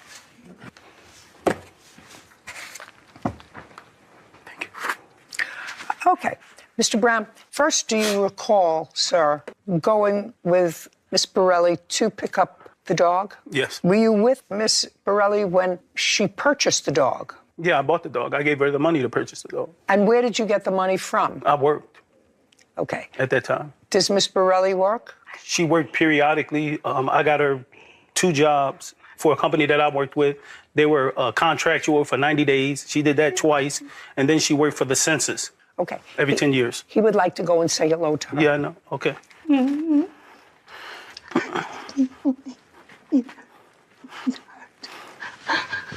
Hi, sweetheart. Okay. So when you went to pick up the dog, do you remember what month and year that was? Was that in December of 2022? Yes, it was December of 2022. And where did you take the money from? My bank account at work. Miss Borelli, who took out the money to pay for the dog? He lent me the money. Okay, so the answer is Mr. Brown paid for the dog then? At that day, yeah. Okay, fine. And when did you repay him for the money? The following week. Do you have any proof that you paid him back? No, but he knows I did. I didn't ask you what he knows. I asked you whether or not... We didn't do receipts back then. Okay, enough. You want to hold on to the dog for a second? Thank you. When you lived in the house for these 10 years, how much was the rent in the house? There wasn't really rent. I pay a mortgage with my retirement from the post office. Okay. And how much did Mr. Brown contribute towards that? He had the gas and electric in his name. Okay, so the gas... And it varied. Just a second. The utilities were in his name? Yes. I paid the cable, the phone bill for 8 years, the mortgage. Okay, there is a mortgage. And did he contribute anything towards the mortgage? Not towards the mortgage, really. But did he take money out of his bank or write you a check for anything other than the 2 utilities that you said are in his name that he pays? Yes, he gave me different amounts. At one time it was 3, 4. So the answer is you actually lived in, as he put it, a domestic partnership for those 10 years. It really was. Okay, so let's be fair and easy about it. Now, Mr. Brown, what, if anything, did you observe with regard to Miss Borelli's grandson doing with the dog? By the way, the dog still chewing up your house? I'm gonna answer both questions, but first I'm gonna answer the chewing of things first. The dog did have a problem chewing things because he had anxieties. His anxieties were surrounded by her grandson because of the fact that he would beat him. I'd sleep on the couch, like she said, for the last 5 years, I've been sleeping on the couch. When her grandson comes, he also sleeps on the couch. But sometimes in the middle of the night, like he's always on his computer doing something. So if he gets angry or something, he takes his frustrations out on the dog. The fact that I'm in the room and I'm sleeping and I let her know these things, she don't really discipline him. She just says, oh, this or oh, that. Tell me sprayed hairspray in the dog's eyes one day and told her that he thought that it was his butt. That's what he told her. He thought he was spraying his butt. Why are you spraying his butt? You don't know his face from his butt, that you got to spray him in the eyes? What precipitated that? I don't know. He's always trying to do things to the dog. Did you see it? I heard the spray, and I heard the pss, pss, and I heard the dog doing this here with his eyes, so I know something happened. If you smell it, you can see it. Just a second. Did you confront her grandson about it? Yes. What did you say to him? I said, don't spray this dog in the eyes. I even went and told her he's spraying the dog in the face with eyes. He said he thought it was the dog's butt. Did you hear him say that? Yeah, he told her that. Okay. Yeah, you don't make that up, madam. He wouldn't have heard the spray. He's in a complete... What I'm telling you is he wouldn't have made up that story. Miss Borelli, there are lots of stories that you make up. He's not that imaginative. There are a lot of ways that you can say you can abuse a dog, but spraying the dog in the eyes with spray, and then that remark that a 16-year-old wise guy might say, you don't make that up. I told him a good way to discipline an animal, including a cat that's doing something bad, is you get a spray bottle and you fill it with water. Yes. Just look at me. Don't look at him. You get a spray bottle and fill it with water, and? And you can put it on a light mist and you spray them. But this is not what he did. He didn't spray the dog with water. I believe that's what he did. No, that's not what he said. He didn't say spray the dog with water. But now we're getting to the fact that he did, in fact, spray the dog. With water. Okay. The dog is staying with him. Period. End of discussion. He paid for it, $240, and unless you have proof that you took out $240 that was paid for the dog... He loves the dog just a so second. Much. Why is he trying to sell it back to me for $3,000 just a second. I sold the Let me tell you something. Deborah Borelli is accusing her ex-boyfriend, Osmond Brown, of harassment and wrongfully keeping her dog, Luca. Osmond is countersuing for personal property and travel expenses. By the way, can I see the piece of paper that she signed giving you the dog? Yes. The top half was ripped off. There was more writing on the top half of that. I will let Osmond Brown take my dog, Luca, in order to get Desmond to leave my home forever. The top half says something completely different than ripped off. I'd like to take a look at what you're showing me. This isn't this. No, I don't have that. Well, this isn't it. That what shows you that he's trying to sell me the dog back. If you want to buy it back, you can buy it back. For $240? Listen to me. He's got the dog. I will let him take the dog if he agrees to leave. That's what this document says. Just for the day. Just a second. That's not what this document says. Because he's ripped it. Just a second. You should have made a copy. It's ripped on both sides. Okay. Now, he wants the dog. He paid for the dog. As long as your 16-year-old grandson has access to your house, which you say that he does, the dog is staying with Mr. Brown. If it's his conscience as to whether or not he wants to sell it or not. Right now, the dog looks just fine. And I'm not sending this dog back to where there's a 16-year-old teenager who gets frustrated and takes out that frustration on a dog by over-disciplining the dog. I don't think he over-disciplined. This is not a tea party, madam. This is a ruling. This is when you have to listen. Okay. Kevin, get the dog and bring it to Mr. Brown. Come on, come on, come on, come on. There you go, good boy. Okay, now let's go to the Oculus. Mr. Brown, you have the Oculus. Yes, ma'am. And you don't use it. That's what you told me before. I don't use it. I have... Just a second. You don't use it? No, ma'am. Okay, so you're going to give it back to the grandson, because she doesn't use it. It was the grandson's Oculus. Okay? Okay. Okay. Now we have a counterclaim. And your counterclaim is that when you had this argument You left the house and you left some things there. Yes, ma'am. The most important thing in this collection, because I'm not getting involved in a collection of 3 sport jerseys or 2 T-shirts. I'm not getting involved with that. But you say you left your watch there. Where did you leave your watch? It's in her bedroom. I have 3 watches there. One has a pink face, one has a blue face, and one is a Rolex that she gave me that the battery broke. Okay. You don't mention any other watch but a Rolex. Yes, ma'am. And the Rolex was given to you by the plaintiff? Yes, ma'am. For what? We were in a relationship. Was it a birthday or a different event that you gave him the Rolex? I didn't give him a watch. Oh, can I see the watches, please? Whose watches were they? I had bought them for an ex in New York City. We had gone to the Statue of Liberty and we were at Battery Park, and a man opened his raincoat and asked me, did I want watches? Oh, and I these are bought the 2, many of just them. a second, and these are the 2 watches that you bought? Yeah, lots of them. But these are the 2 $30 men's, a piece. But these are the 2 men's watches that you bought? Yes. Okay. So he... Shh. Would you turn these men's watches over to the defendant, please? Thank you. No, they're not his. I never gave them to him. Just a second. I'm giving them to him. No, you can't. There's 2 of them there. I wanted him. He doesn't even know which one it was, and they're counterfeit. Just a second. I understand that, counterfeit, madam. You just explained that to me. When somebody comes over to you in Washington Square Park and goes like this, want a real Rolex? I would suggest to you that you know. I knew they were counterfeit, and I bought them for an ex, and we were going through some jewelry, and he saw it. Okay. And he said, these are nice Rolex. They're not both his. He's getting them both. Oh my Both fake God. Rolexes. He's getting both fake Rolexes for which you paid $30. Okay. Now, what other expenses do you think she's responsible for? So we planned a trip to Atlanta with me and her grandson and my mom. When? So we were supposed to go on October 28th. It was a non-refundable trip. So once I paid for it. Once I paid for it, she's supposed to pay her $850. She never paid her $850 because when she got her money, she threw me out the house and said she's not going on the trip. So that's when I told her I need that $850 back. Just a second. You paid the $850 for what? To fly to Atlanta. Oh, to fly? To fly, yes. To fly? Yes. Okay. And that was just on a vacation trip? Yes. Okay. Did you go? Yes. Who else did you go with? My mother. And you flew there? Yes.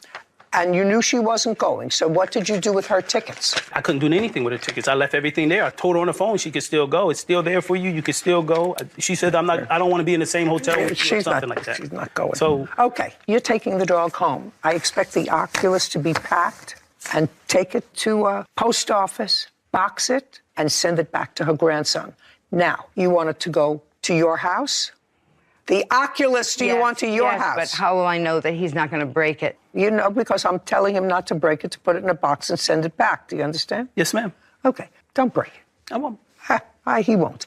Okay, we're done here. He gets the dog, you get your Oculus. We're finished. Thank you. This court is adjourned. It's the dog that's worth money, and that's why he wants it, because he's greedy and ruthless. The only way I felt like I could help this dog is if I got her to sign him over to me so I could leave. He's going to turn around and sell the dog. So it's going to be a beautiful Pomsky for sale. No, this dog is part of our family. This dog is loved by 2 families now. He has a bunch of kids that love him and play with him, and either at my brother's house or at my house. Because I rescued that dog. He did not want me to rescue that dog. That dog had a terrible life until I went and rescued him. It's almost impossible to separate these domestic partnerships and property and what you spend. Mm-hmm. You know, you have courts set up for divorces, but you don't for living together as almost marrieds. But the papers indicated that he took the dog, and there's no question. He didn't say he's taking the dog for one day because she wanted him to leave. Mm-hmm. And she said the condition was she would give him the dog if he left the house forever. Mm-hmm. That was in the paper. Yeah. And her statement that I was just giving him the dog for one day just doesn't fit with that. And he paid for the dog. The dog looks very well taken care of. And she acknowledged that the grandson did, in fact, abuse the dog. Sure. So it was a very easy decision. And the Oculus was made easy, actually, by him. When I said, do you use the Oculus? He said, no. Give it back to its owner. Give it back to its owner. Anyway, living together is never easy when you have to dissect it and divide it at the end of the day. Brian Parkinson is suing his neighbor, Shelley Berg, for a false claim leading to his arrest. Court come to order. All rise. Be seated, please. Hello, Judge. Why are you, Kevin? Case 2201, Parkinson versus Burke. Thank you. You're welcome. Mr. Parkinson, you are suing the defendant, alleging that she caused you to be falsely arrested. That is correct. The defendant has a counterclaim. Her counterclaim is based upon the same incident for which you were arrested. She's claiming that you placed both herself and her passenger in her car in fear because you displayed erratic behavior and threatened them with a gun. And I gather that you two live in a gated community. Is that correct? Where is that? Arkansas. How long have you lived there? 8 years. And you? 26 years. This incident occurred on what date, sir? June 7th. Of last year. Yes. You were driving what kind of car, Mr. Parkinson? A gray Toyota Tundra. Sir, I think I know what that looks like. Could you bring that up for me so that I can see? A Toyota Tundra. Yes. That doesn't sound like a little car. That sounds like a big car. It's a truck.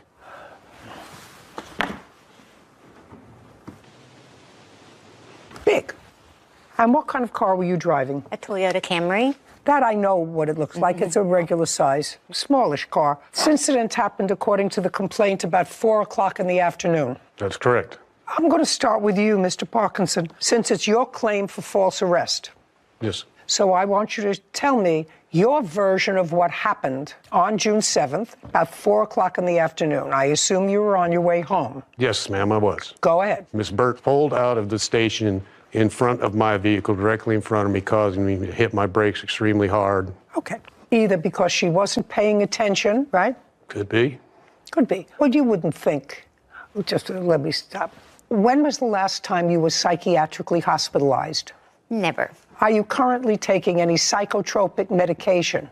No, ma'am. Were you intoxicated on the 7th of June? No, ma'am. 4 o'clock in the afternoon? No, ma'am. So, Mr. Parkinson, let me go back a little bit. This is a non-psychotic, not drunk person. So if you're a thinking person, you know that if she pulled out, either she wasn't paying attention because she's not driving the Tundra, you are. You're driving a this, she's driving a this.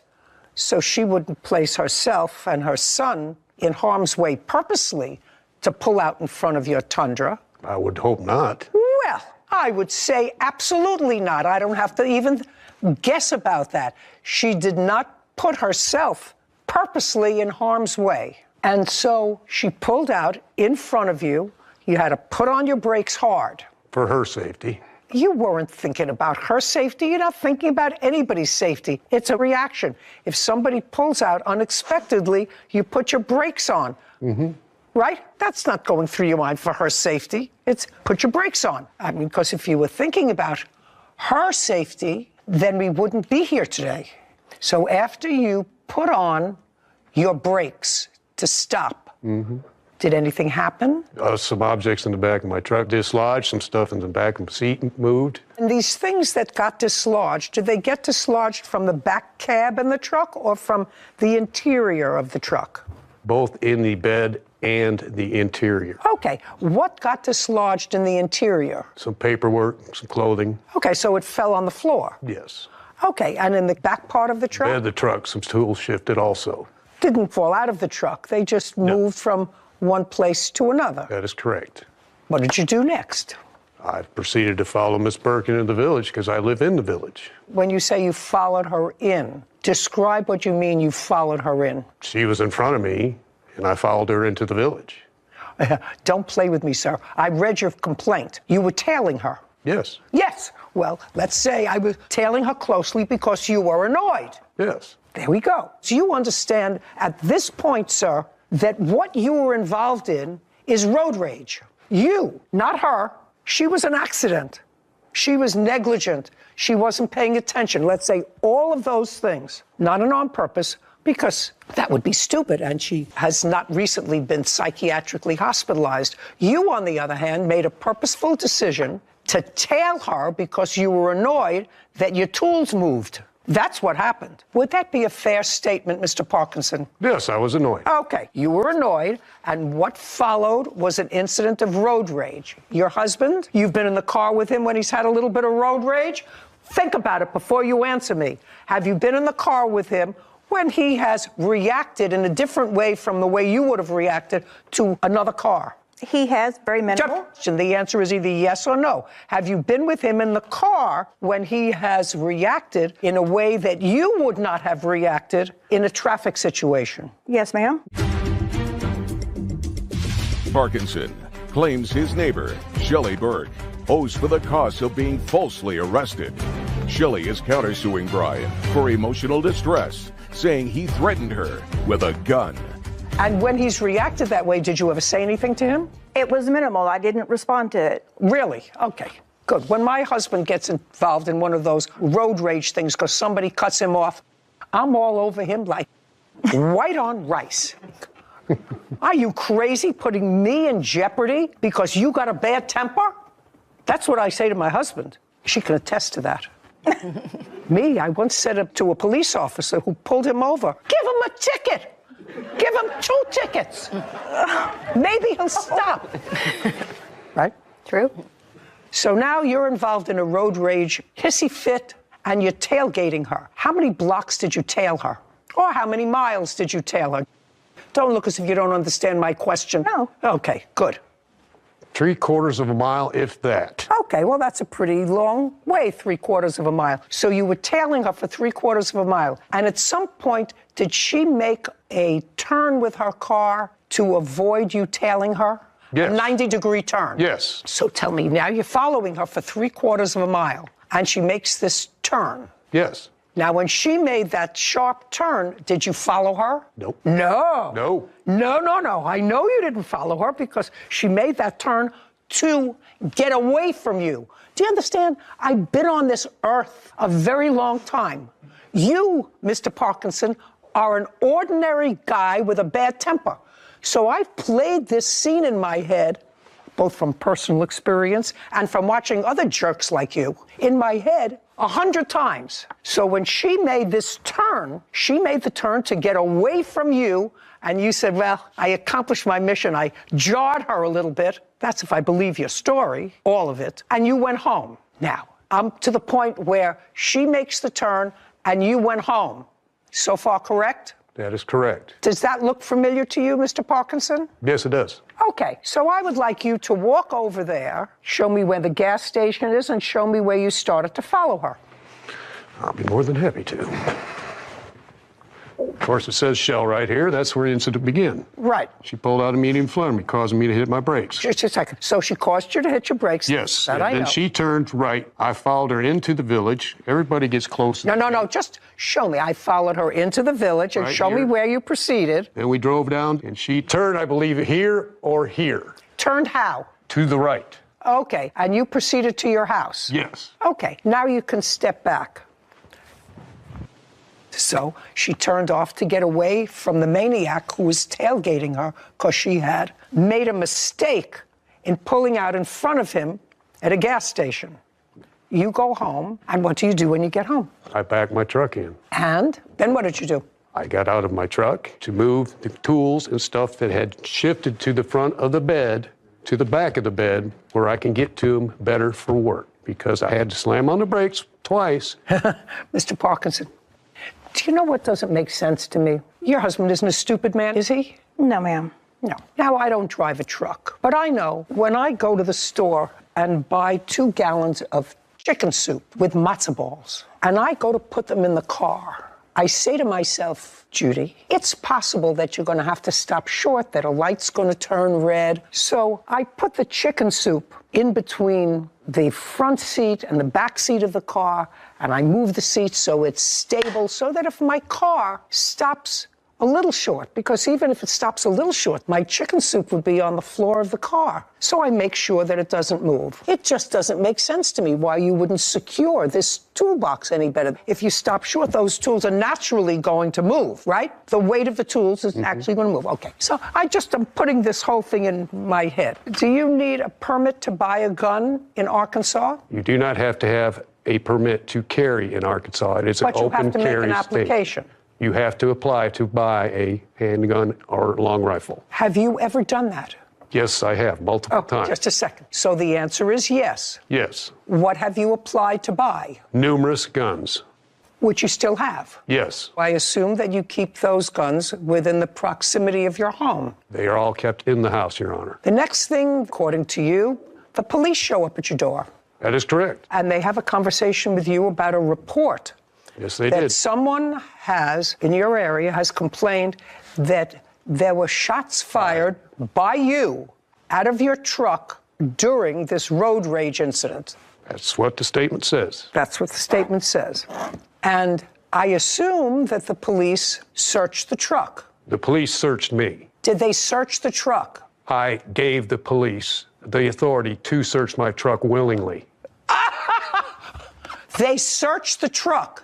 I told them they could. Mr. Parkinson, I know that you think that I'm stupid. I know that you must think that I'm stupid. Did you give the police permission to search your house? The answer is yes or no. No. Of course not. Because in your house, they would have found multiple guns. Correct. In your house, just that's a yes or a no. In your house, they would have found multiple guns. Yes. You keep multiple guns in your house, but don't carry one around for protection in your truck. When did they arrest you?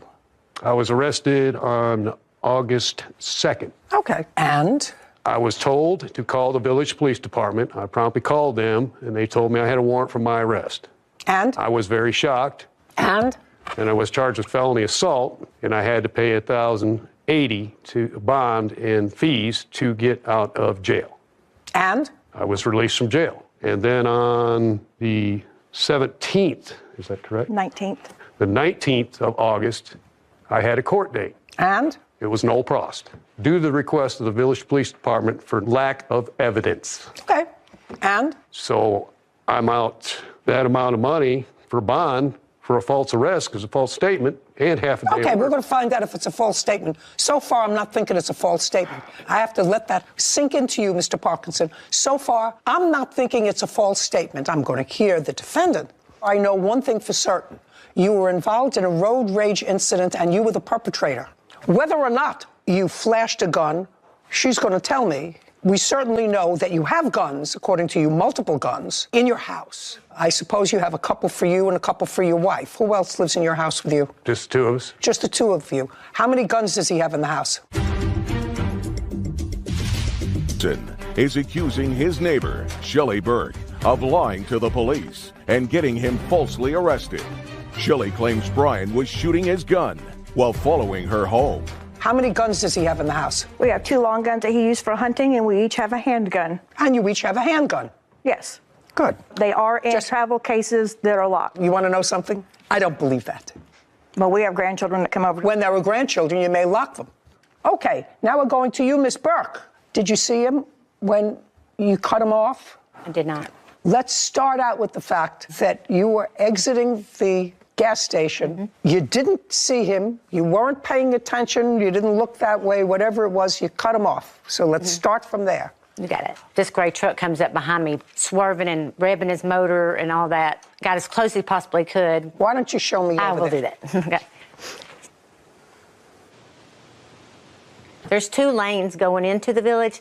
There's a left and a right lane. I go left, he goes right. Well, I get in front of him, and then he starts getting behind me, swerving his car back and forth, revving his motor. He is so close. He's probably closest to me and him. I mean, he's not a car length away. He's right up on my bumper. And revving his truck. And I'm going the speed limit. Then I turn, make a left. He's still right on me, never lets up. It's kind of a tricky area because it's curvy. So when I go around this one S-curve, I hear a pop. And I'm like, oh my God, he just shot at us. I said, call 911. When I start coming back down again, I look in my passenger mirror. I saw the spark. I saw it. I'll never forget it. And he heard it. We heard, even on the phone call, I think you can possibly hear it. He popped the gun again.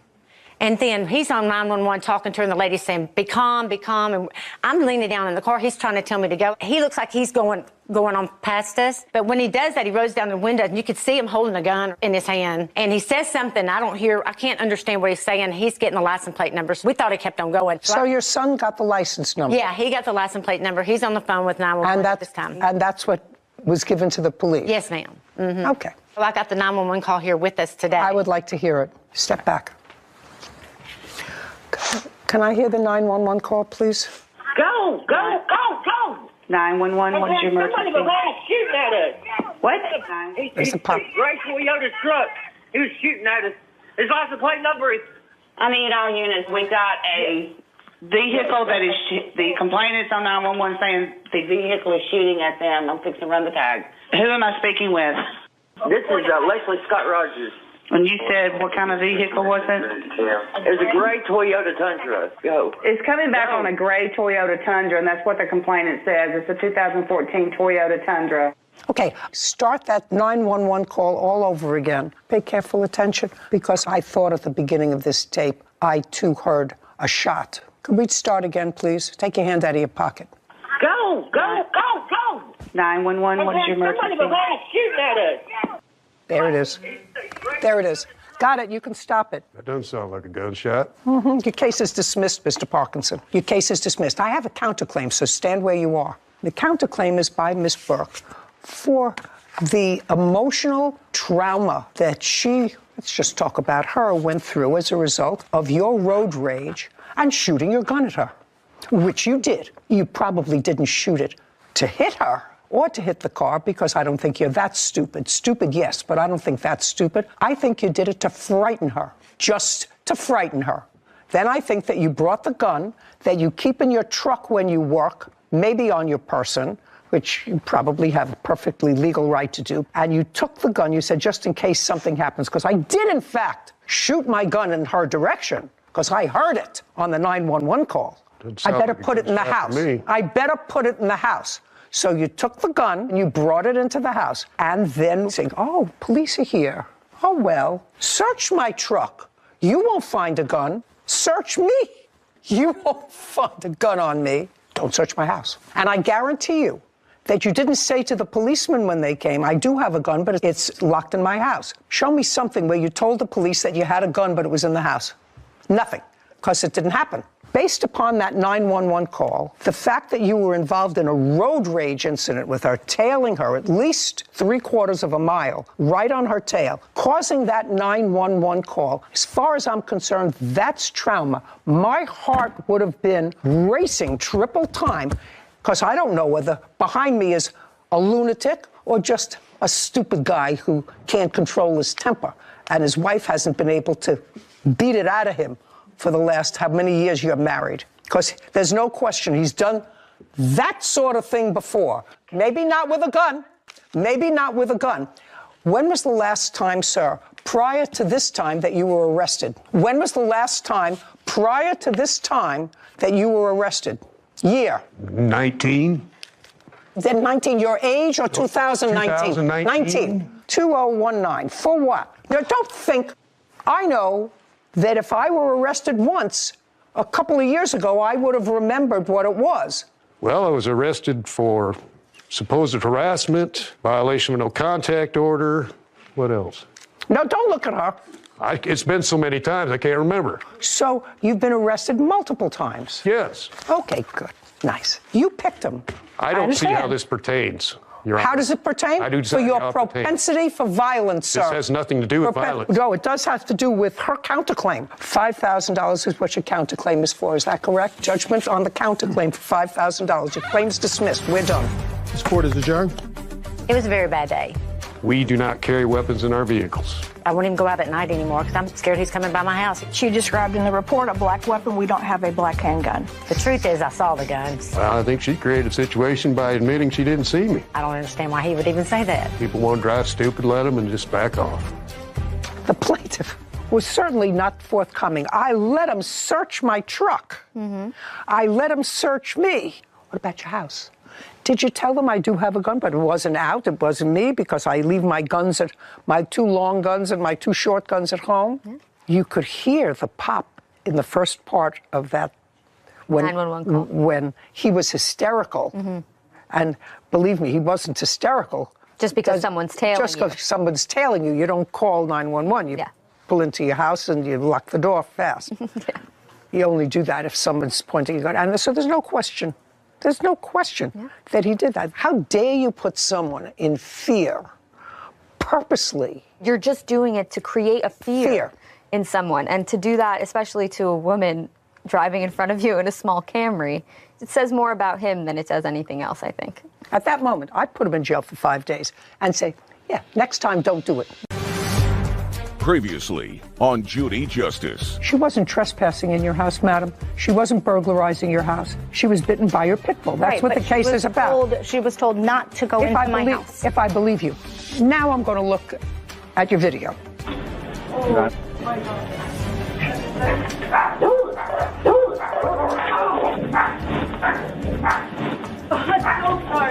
She even said it was her fault. It wasn't her fault. It was your fault.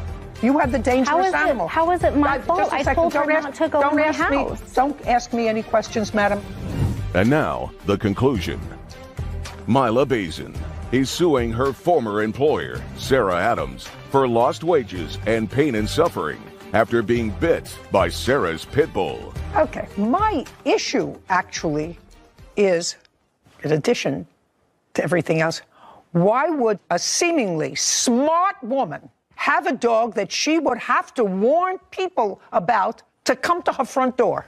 Why? I say to myself, why? I don't understand that. And when I was preparing for this case today, looking at the complaint and looking at the answer, I could do a little multitasking.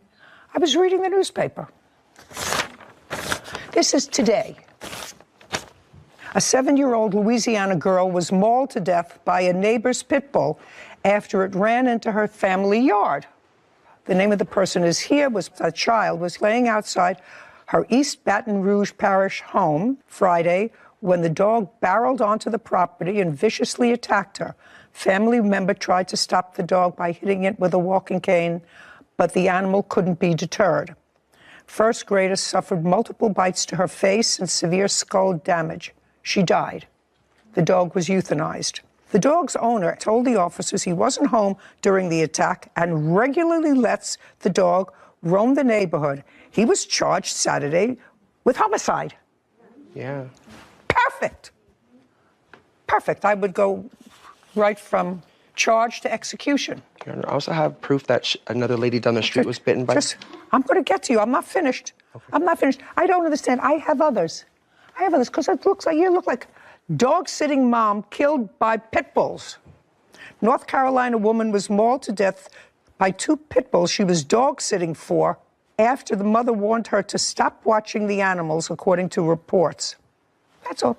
Husband came home, found her in the backyard being eaten by 2 pit bulls that she was watching for her son. I don't understand. I have more, but I won't bore you with more. So I don't understand why intelligent people have a dog that they know is capable of killing somebody, of just turning and killing somebody. I don't understand it. I think, insurance companies can legally discriminate against people who have pit bulls by saying, we're not going to insure you. And there's a reason for that. But, Your Honor, I told her before she left not to go in my house. My dog was not outside. My dog was in my home, protecting my family. I want you to look at the video again. And unless your daughter is a moron and can't follow your instructions, she did not say to her, wait outside. I understand that. Just a second. She saw her. She was in charge of your home that day. She permitted her to come in and put the drink down. She did that. You want to watch the video again, or do you acknowledge it? I don't need to watch the video. So you acknowledge it. So I don't care what you said to her. When she got there, the circumstances were such that your daughter, who is taller than you are, was very happy to have her come in instead of saying, you're not allowed to come into my house because we have this vicious dog. She's not vicious. Oh, yes, a dog that bites somebody that's coming in with... She was protecting my children in my home. Just a second. I understand what you're saying, and I'm saying to you that she came in with your daughter within inches from her. And your daughter, when she opened the door, didn't you see the dog? No, I didn't realize. What? You didn't realize? No, it happened so fast. When I entered the door, I then realized, so I came back to rush to stop Mila, but she already got bit. It was too late. So it is my fault. Right! It's not your fault. I love that. It's too bad that you can't teach that to your mother. It's really too bad you can't teach your mother to say, it's my fault. I have a dog that can be vicious. And so far, the dog has not been vicious to my children. I hope for your sake and your brother's sake that one day the dog doesn't get annoyed with one of your brothers. I just hope. I mean, this lady was about your size, the one that was killed by the 2 pit bulls. An older lady. So I'm hoping your mother chooses to have that instead of double locks taking care of her children. Great. But then she has to pay the consequences. Basin claims her former employer, Sarah Adams, owes for injuries after being bit by Sarah's dog. Sarah says Maya accepted a $300 settlement from the incident. Now, may I see the note that you had from a previous neighbor? Yeah, so this is a text message from Sarah to me stating that the neighbor down the street... I can read. Okay. Nobody can state to you. Okay. What was the name of the other woman that got bit by your dog? Your Honor, it was my neighbor and... Just a second. I asked you for a name. Did she get bitten anywhere around this time? No. What year? It was 2020, and it was a dog fight that me and her were both trying to break up. Just a second. It was 2020. 2021, excuse me. Okay. She is my neighbor. Just a second. So a year before, when in 2021? Give me a month. I don't remember. Summer, fall, winter, fall. spring? It was fall. So you're talking about September or October? Somewhere around there, yes. Was she treated for the dog bite? No, Your Honor, it was not severe. The answer is no. She was not treated for her dog bite. Not seen by anybody. Correct. Okay, can I see photographs of the dog bite, please? And I also have the first initial appearance that I went to the hospital.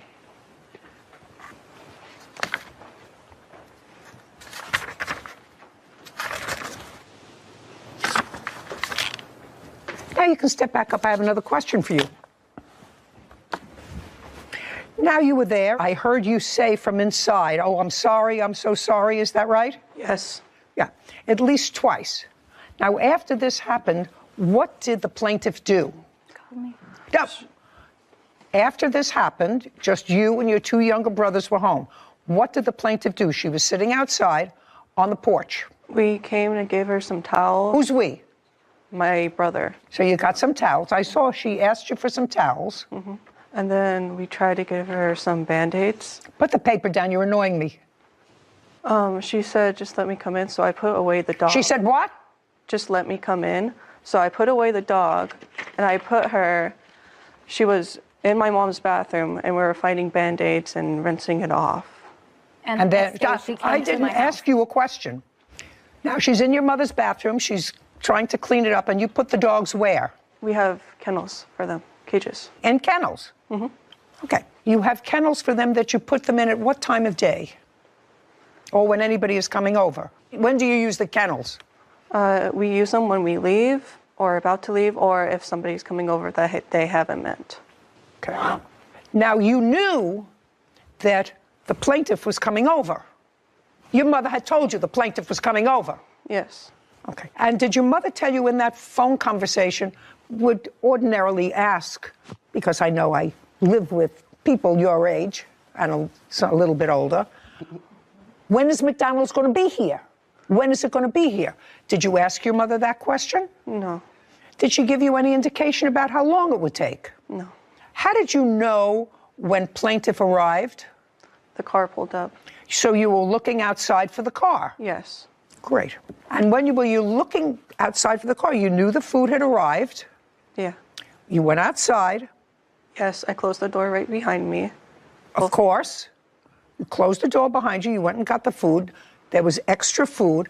She was clearly following you, and you clearly saw that she was following you into the house. No. Well, by the time you got to the front door, you want to see it again? You turned around, you saw that she was there, behind you. That's when I went in the house. That's No. Right before. Right before. Play it again, Sam. She's now out of the car. You're calling your brothers. Turn around, you look at her and smile, say nothing. She walks in, so you say nothing to her.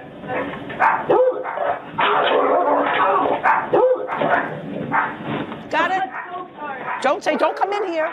Don't come in, just leave it outside. You're both smiling. Smiling. You want to see it again? No, you were both smiling when you walked in. Play it again, Sam.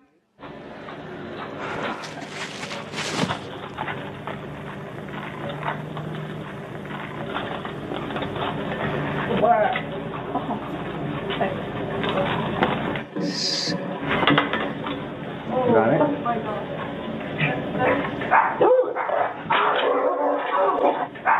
Okay, thank you.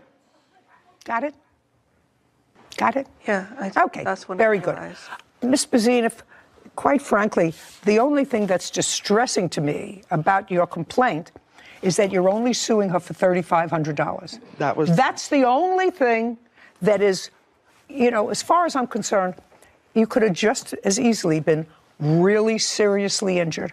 And to me, people who will keep an aggressive dog, that's an aggressive dog, at home for whatever reason, especially a breed that has been determined to be a potentially dangerous breed of animal, deserves any consequences. This guy, this 20-year-old idiot, is going to jail. If I was sentencing him, he would go to jail for a very long time as an example.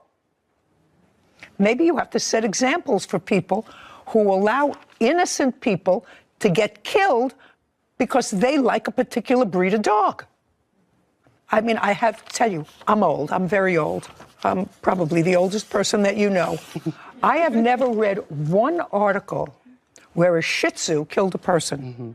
That's why I have Shih Tzus. I've heard them, they nipped my finger maybe, you know, they ripped my stockings, they ate the furniture leg, but I've never read a piece.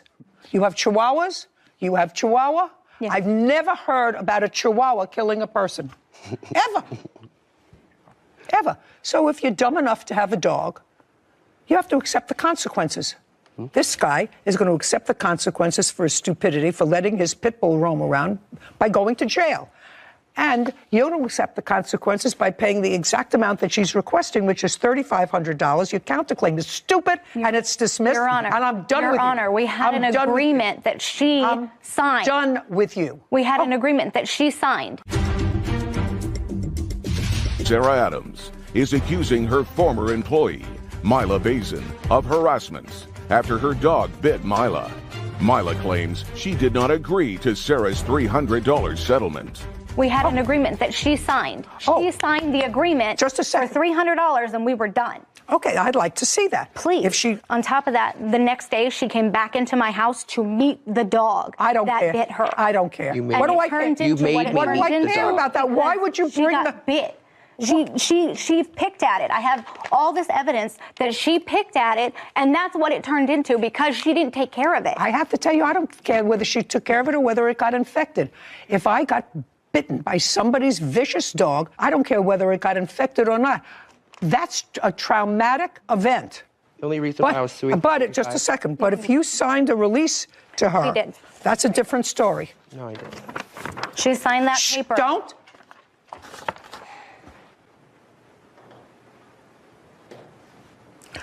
Why did you sign this? This is clear. First, Kevin. Can I see it, please? And what is it dated on? Well, it says this agreement settles a dog bite that happened on 7/18. This was signed in October, November. If you shout out again. Because I was missing all my money. I was not getting paid. I needed something from her. What do you mean? I don't understand what you mean you weren't getting. Here. Is there a date on this? And I do have other things that she signed if you need to verify the signature. I was very high on narcotics and coming under the influence of coming out of the hospital. I do not remember signing this.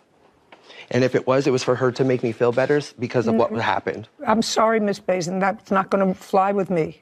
Well, that's not going to fly with me. If you accepted the $300, no, I didn't. Pay careful attention to what I'm saying before you answer.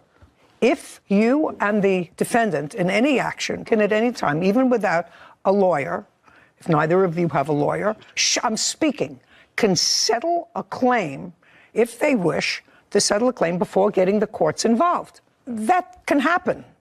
And that should happen in many instances. I'm not quite sure this one, but it certainly should happen more often than not.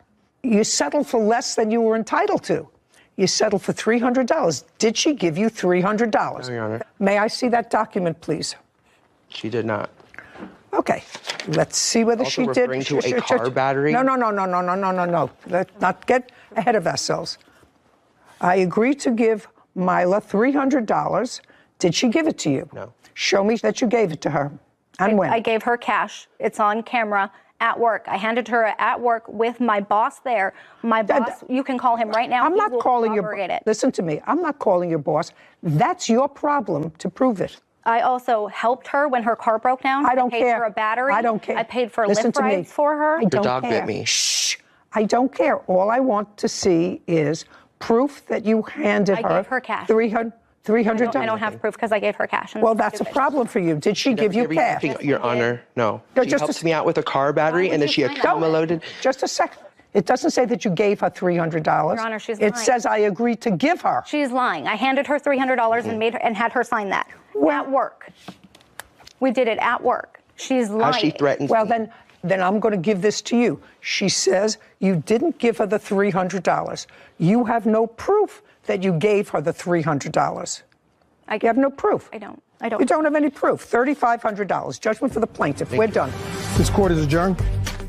I feel like if it would have been a Shih Tzu that bit her and did that damage, I feel like the judge would have gone in my favor.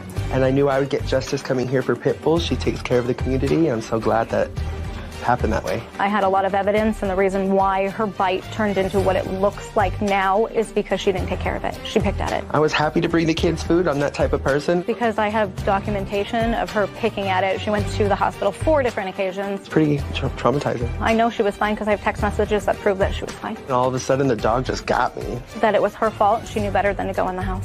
Right when I walked in, the dog lynched and grabbed my leg. I walked in, and then I realized there was a voice behind me. I went back and saw that Mila was back, and she got bit by that time, so I went to go help her. Locked its jaw. The burnt tooth went really far down deep. Me and the baby girl both had to hit the dog to get him off of me. I picked up the dog, and I put her in her kennel. Very terrifying. I still have PTSD, and even watching that video was shocking. She was constantly complaining about the dog bite to myself, my boss, slandering me every chance that she got. Absolutely ridiculous. And I said, Mila, look, this needs to be settled once and for all. Bullied me and put me in a position, cornered me, and made me do what she wanted to do. She was my boss, so whatever she said, I had to do. What do you want? She said, give me $300 and I'll sign something saying we're done. So that's what I did. I don't know. Some people are different. So I just wanted to point out a distinction in the articles that you brought in. I know you've been hearing these pit bull cases for decades, and so I understand your outrage every time you see one. But the distinction in the news articles that you brought in today as examples, as well as this case, there's a couple key differences. One, the main one being, in the newspaper articles, the dogs were outside the home, outside the control. And in this case, the defendant wanted to make it especially known that the dog never left her home. However, from a legal standpoint, it's a more egregious charge if you allow your dangerous animal out and about in society without any sort of warning. However, just because it's inside your home doesn't absolve you from that responsibility. The plaintiff was still an invitee into the home. Like you had said, the daughter had every opportunity from the street all the way up the sidewalk, all the way onto the porch, and even into the screen door that you can see on the video opened up. Never once said, oh, just wait outside. Even with my own dogs. Or leave the food on the porch. Even with my own dogs, golden retrievers, sometimes I never know if they're going to be overexcited. I say, just hang on 1 second out here. Let me make sure they're good. And I make sure they're happy, whatever. And then I say, come on in. So she had every opportunity to do that, and she didn't. So like you had mentioned to her, it's not like the plaintiff was a trespasser or trying to steal or trying to harm her children. And you're still responsible for your dangerous animals, even if they're inside your home. Yeah. So just think that's a word to the wise, that it's not just when they're outside your control that you can be held liable. I thought it was also interesting, now that I think about it and listen to what you're saying, usually when you have a dog that you know is dangerous, because let us assume that I believed her when she said, I said don't go into the house, which I don't believe her. You usually have a sign if you live in a private house and you're using the dog for protection, to have a sign, dangerous dog. Beware of dog. Beware of dog, because somebody may come and deliver a package, open your screen door, You never know when something can happen. So you at least give the public notice that there is potentially a vicious animal inside. You're absolutely. Boyfriend Willie Albrecht for filing a false police report and harassment. Court come to order. All rise. Have a seat, please. Case number 2068, Automatis versus Albrecht. Thank you. You're welcome. Mr. Albrecht, I'm going to start with you, sir. Yes, ma'am. You are the current live-in boyfriend of the plaintiff's ex-wife? Soon to be. Of the plaintiff's wife. Correct. Mr. Adamus's complaint is that as a result of you making a call to the police, he was defamed when you said that he was trespassing. It was a false call to the police, and he wants to be compensated to the tune of $2,500. That's what the case is about. So in order to make this whole thing in context that I understand, how long have you been living with Mrs. Adamus? Since June of 21. How long do you know her? Since January of 21. Have you ever been married? Yes, I have. When and for how long? Previously to April of this year, I was married for 15 years. So you were married when you moved in with Mrs. Adamus? Yeah. Legally? Legally. Did you own your own home? I did. With your then wife? Correct. Did she stay in the house? She did. Does she have a boyfriend? Yes, she does. Do you like him? No, I do not. Does he live in the house? Not this time. Did he ever? Yes, he did. And you didn't like it? No, I did not. So I want you to understand that there is maybe a reason why the plaintiff resents you living in a house that he owns with his still wife, and you're living there. Do you understand? I do. Because you sort of have the same situation. You're kindred spirits. Just a minute. Actually, you're kindred spirits. Except my 15-year-old son also lives with this young man. So who cares? Oh. Well, that's all right. But you understand why he might be annoyed. I do, but... Okay. So now, understanding all that, I want you to tell me, because I'm not totally sympathetic with you, sir, because if you and your wife are divorcing, you're entitled to move on with your life, and so is she entitled to move on with your life. Where do you live? You live in an apartment? I live in a condominium. Okay. How long have you lived in the condo? I've lived when we separated March of 2021. And who do you live with? I currently live with my... No. Who do you live with is the question. My older son. And how old is he? 19. And how many bedrooms are in the condo? 2. And what about you? Have a girlfriend? Yes, I do. Ever stay over? My house? No. Do you ever stay at her house? No. Does she live with her children? Yes. And is she divorced? Yes. And she stayed in the house? Yes. You see how all these things go? It's just, as the world turns. It's just what happens. I've been there. Understand it all. Can either make it hard or difficult. Who pays the mortgage on the house? Paid off. Okay. So you have one teenage child, your wife has the other. Yes. And how close is the judgment to divorce to being finalized? Not close. Not close. Is that for financial reasons or custody reasons? Financial. Have to do with the house? Yes. Okay. How much is the house? I'm just fleshing this out. Speculating. Only because I'm a little bit of a yenta. Behind this purple robe is a little bit of a... You know, with the housing market, being a CPA, you know, it's hard to say, you have to do, but I would say somewhere... Why don't you give Sarah the address of the house, and we'll tell you what this estimate is. California. While she's looking that up, tell me when you and your wife purchased it. 2006, August of 2006. And during the course of the marriage, were you employed all the time? 100%. And what about your wife? 100%. So you were both employed and both contributed to the house. Fair statement? Yes. Great. Okay. It's 4 bedrooms, 2.5 baths. The estimate is $552,000. And just for my own curiosity, what's the rub about the house? The rub Come on, it's simple. The rub about the house is she's now went in and spent an ungodly amount of money on fixer-upper after I moved out and went into a massive amount of debt. The house was fully paid off, and she's now in massive debt. She's put in fixer. No, don't look at her. Okay, that's look what at me. Okay. So she's fixed up the house after you moved out. Correct. And? It's not a problem. Just a second. So what's the problem? There is no problem with the house. Meaning that, we're still debating who's actually going to end up with the house. We haven't decided. Well, whoever wants to be in the house buys the other one out. Exactly. For $260,000. Correct. Okay? It would seem to me that would be easy. I think so. Okay. Now that I've satisfied the yenta in me, I'm getting back to the case. All right. You called the police. This incident, according to what I read, Mr. Adamus, happened on November 5th. Correct. You went to the house to pick up your son. Correct. Okay. Was that a meeting that had been arranged before? I have visitation every 2 weeks. Every 2 weeks when? Every other weekend.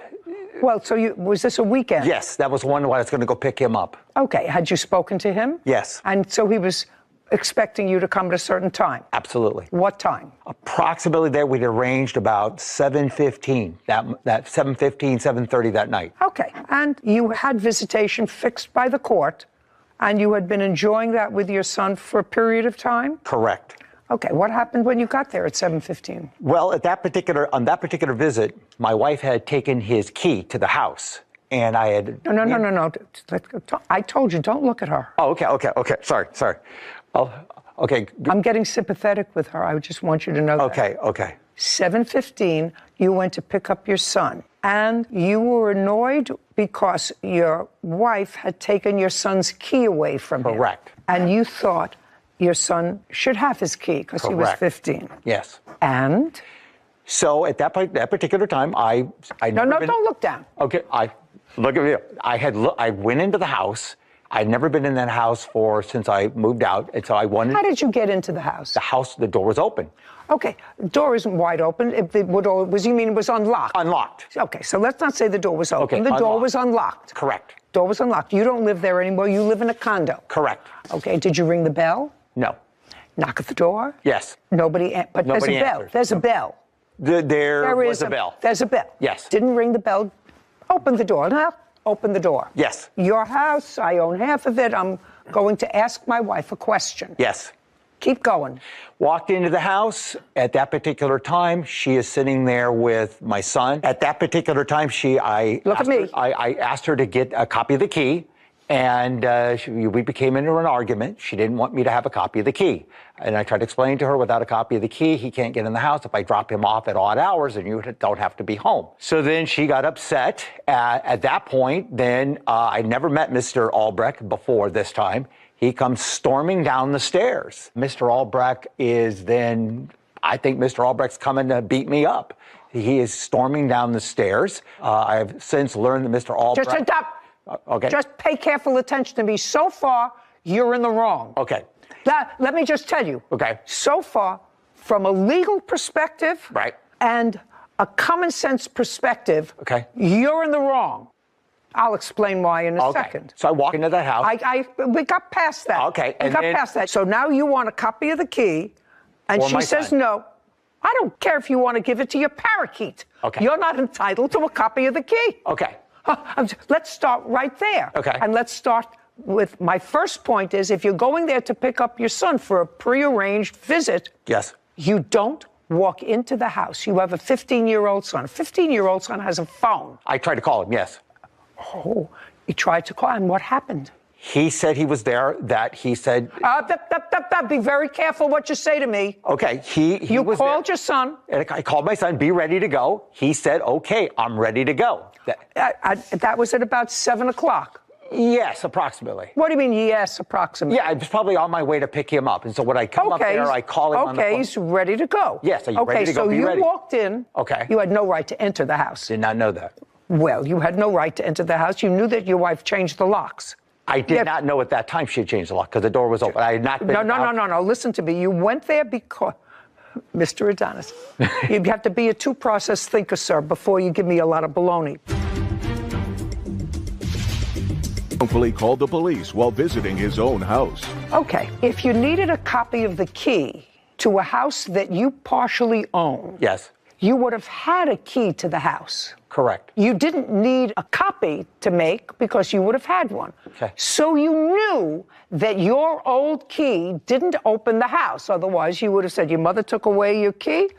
I'll make you another key from my copy. True. True. Of course it's true. So, you know, so he called the police and he said you were trespassing. No, he didn't say that at all. What did he say? He said he told me I was trespassing. Then he called on the phone, and when he's on the phone with the police department, he is telling them that I am now committing domestic violence. Now, that is a very serious charge. I mean, okay, we can debate about my access to the house, but when you call the police and say that I'm committing domestic violence, which is a crime in the state of California, that's a game changer. So I want to ask you a question, Mr. Adonis. When you walked into the house and you saw your wife and your son, I want to know, when you walked in uninvited, True. Your first words were, I want a copy of the key. That's what you said. You said, I want a copy of the key. Would you read that back to me, please, Whitney? I'll go with that. At that particular time, I asked her to get a copy of the key, and we became into an argument. So now you're in an argument, and you're a trespasser. Your case is dismissed. Goodbye. Goodbye. Okay. This court is adjourned. Very, very shocking. She's absolutely correct, as she usually is. I had no idea this was going to blow up into World War III. Because he's all about winning. He didn't get his way. He was throwing a temper tantrum. I feel that he's just trying to do whatever he can to keep me out of the picture. He lives by his own rules. He just simply wants me out of the way so he could take over. Let the courts decide. It's always so unfortunate when people divorce. I mean, the story is this. I could have written the script without even listening to the people. But they have two teenage boys, 15, 19 years old. One's chosen to live with the father. One's chosen to live with the mother. Clearly, the son said to him, Mom took away my key. Mm-hmm. She clearly took away his key for a reason. Mm-hmm. I didn't even want to get into what the reason was, but clearly she took away the key for a reason. Otherwise, she doesn't look like an unreasonable person. Her boyfriend doesn't look like an unreasonable guy. And he was flexing his muscles. Mm-hmm. And the fight is over the house, because I gather that's the only real asset they have. Yeah. Anyway, unfortunate when people don't realize that they have to love their children. Carrie Cargill is suing Joseph Simonet for car damage after Joseph's 15-year-old son hit Carrie's vehicle. Court come to order. All rise. Have a seat, please. Hello, Judge. Good morning. Case 2138, Cargill versus Simonet. Thank you. You're welcome. Ms. Cargill, you and the defendant's son had an accident while you were driving your car, and Mr. Simonet's son was driving his electric scooter. It was like a skateboard, a one-wheel skateboard. Tell me your name. Jacob Simonet. Describe this vehicle that you were riding on. It's got 2 spaces for your feet. Has one in the back, one in the front. Now try to look at me. I'm trying to see you. Oh. Trying There's to one in the go back, like this. one in the front, and then there's a big wheel in the center. And you put your feet on either side, and then it balances, and you ride it kind of like a skateboard. Oh, I actually had a have feeling you picture might of need myself it. riding on one of those for about 30 seconds. Yeah. We bought it for one of my grandchildren years ago, but it's motorized. Yes. It has a motor. It's electric. And how fast does it go? Tops out at about 17 miles an hour. 17. Yes. That's pretty fast. Are you required to drive that on the street where pedestrians walk or where cars ride? On the sidewalk with pedestrians. Sidewalk. Yes. Do you drive it on the sidewalk? Yes, I do. Do you ever drive it in the street? I do not. Now you're going to tell me what happened on the date of this incident, which was August 17th. This year, yes. Okay. Yes, I was going south after work, and I was going to crossing through the intersection. I had the green light. Is there a chart? Yes. Yes. I'd like to see it. Yeah, I was crossing the intersection. You're the blue car. I'm the blue car. And I had the green. It was going, and Jacob had cut through on the red into the green and slammed into the side of my car. He had cut through the intersection. So he was in the street where the cars travel? Yes. Not on the sidewalk? Right. He was not in the walkway. Okay. Jacob, I want you to walk up to that sign and show me where you were when you and the plaintiff collided. I was about right here. You were in a crosswalk? Yeah. I was in the crosswalk coming through and about Okay, right. is that what, Jacob, is that what the police report is going to indicate? That you were in the crosswalk? I don't know. Well, I assume that there is a police report. Is that correct? Police report's going to tell me where the debris was, I assume. The debris is either going to be in a crosswalk or it's going to be in the street. Where do you think it's going to be? Some of it was in the street. Show me the street that you're talking about.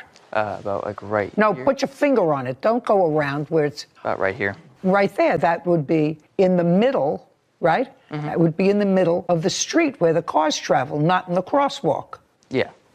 Yes. It's easy. Sure. How old is he? 15. 15. I've had a whole bunch of those who are 15. You know when they're telling a fib? How? When their mouths are moving. He's a pretty good kid. All of my kids are pretty good kids. But you can always Figure tell. it out, huh? Yeah, you can usually tell.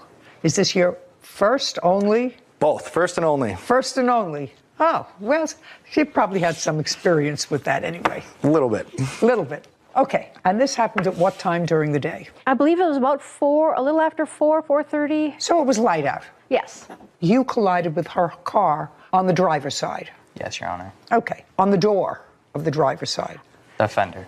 Fender. Yes. Side fender? Yes, side fender. Okay, not the front of the car. The front fender of the car. Front fender of the car on the side. I'm talking about it was the side or the front? The side. Side. So you collided with her. Yes. Because cars don't move sideways. Yes. He could have been quite seriously injured. Yes, he could. He hit the side of the car and he flew up onto the hood and then kind of rolled across the hood, hit my windshield, and then fell onto the ground. And when I stopped, he jumped up, appeared at my window, and apologized, and then asked me if I was okay. What did he say? Just said he was sorry. And then he asked me if I was okay. And then I asked him if he was okay. And then he asked me if I was okay. And it went back. So far, is that right? Yes. Okay. And which I was very impressed by, that he was more worried about me than anything else. I moved my car out of the road, onto the side of the road. There was an EMT that was across the street from us, and he came over and assessed him if there was any more damage. He got some road rash and things like that, but he was not seriously hurt, at least that we noticed at the time. Do you have the police report? I do. I'd like to see it, please, Kevin. Thank you. You're welcome. One witness said that he was right next to you and that you went past him and that the light was red. His light was red, which is why he was stopped. That's what I'm reading. He did say that his light was red when the kid initially passed in front of him. Did you get a copy of this police report? I've seen it, yes. Explain to me, would you put on this again and leave that one on because that's the version that I believe. Would you walk over there and explain to me what cut the corner was, what you were doing? It talks about cutting the corners. So I want you to understand, I believe that, based upon what I'm reading here, I believe that. Mm-hmm. So now I want you to show me how you cut the corner. So I was coming to this one, and I went through, and instead of going here and just going through the sidewalk, I just went like around here and through this crosswalk. What's cut the corner? Cut the corner here, right there. You mean just that little space is what you're talking about? You cut the corner? Yeah, I went from about... I want you to understand, I believe that you were in the street. I believe you were in the street, not in a crosswalk. So let's run through that again. Would you please show me what cut the corner was? Went through here, and I came here, and I cut here. So right there, I cut the corner. He is a nice boy, Mr. Simonette. Thank you. Carrie Cargill claims Joseph Simonette owes for damage after his 15-year-old son hit Carrie's car while riding an electric skateboard. Okay, the police determined that based upon the eyewitness testimony that the pedestrian, Jacob, is at fault and believed to have crossed the intersection before having the right-of-way. The vehicle had the green light. In any event, do you have photographs of your car? This happened in August, and you were called to the scene by your son, is that right? Correct. And you got there, you know that he was a little banged up, but thankfully... He was in an ambulance when I arrived, but shortly after, yes, he did walk out of the ambulance and suffered some injuries, which I have pictures of if you'd like to see them. I'm sure he was banged up. He had bruises from falling off the... From being launched from the vehicle after the collision, correct. Okay. You know, he was really lucky that she wasn't going faster. Correct. Could have been much worse. We were thankful for his health on the outcome of the incident. You're right. Okay, can I see an estimate to fix your car, please? Thank you. You're welcome. What kind of a car do you have? A 2015 Equinox Chevy. You had full coverage on the car, is that right? Yes. But with a $1,000 deductible. Yes. So if you put this through to your insurance, you have a $1,000 deductible. Yes. Right? Anything else you want to tell me, Jacob? No. Do you still ride one of those things? It's broken. I didn't get a new one, no. It was destroyed in the accident. You know what my father told me when he gave me my first car? I think I was 17. He bought me the oldest, ugliest car, but it was like a tank. All my other friends were getting these nice, cute little cars, and this one was like an old person's tank Cadillac or something. You know, we're talking 50 years ago. And I said, why do I have to have this car? Everybody else has cute cars. He said, because if you get in an accident, I want you to be surrounded by 4,000 pounds of steel. That's pretty much the lesson that I've sent out there. 4,000 pounds of steel. One and only, surrounded by lots of steel. Judgment for the plaintiff in the amount of $1,000. Thank you, we're finished. This court is adjourned. Overall, I'm happy. She had some fault due to hitting a pedestrian in a crosswalk. It was surreal, like out of the movies. Your heart stops, and all you can do is look for the car keys and panic and get there as fast as you can. I am so glad that he was okay. I remember just flying through the air, and then I was on the ground, and I got right up. Be very careful. Count your blessings and enjoy every moment that you have, because things could change in an instant. I know these electric scooters and skateboards are very popular, but even before this case, I tried to look up any rules, laws, regulations. There are a few for electric motorbikes and things like that, but far fewer than I would expect for a machine that can go up to 17 miles an hour when you're 15. I think that you're right. I think that since those things have become so popular, there really have to be enforced rules. And parents, and this is a very nice father and son, but I've seen kids weave in and out of cars. It always looked like an accident waiting to happen. Yeah. And this one could have ended in a real tragedy. He was lucky, and his father knew he was. Case 2124, McPherson versus Hall. All parties, please step forward. Gerald McPherson is suing his ex-girlfriend, Natasha Hall, for money she received during their relationship. Mr. McPherson. Yes. How old are you, sir? 40. What kind of work do you do? Home care aid. Independent, or do you work for a company? Home care aid agency. For an agency? Yes. How long have you been working for them? About a year now, but I've been doing home care for about 3 years. Prior to working for them the past year, and you're still working for them, is that right? Was there a period of time when you were unemployed? Not more than maybe 3 weeks, but since I know Ms. Hall... No, I don't want to know about Ms. Hall. No, I'm telling you my employments that since I've lived in her residence, I've always worked. I've worked at the zoo, Census Bureau. Don't try to think ahead of me. Okay.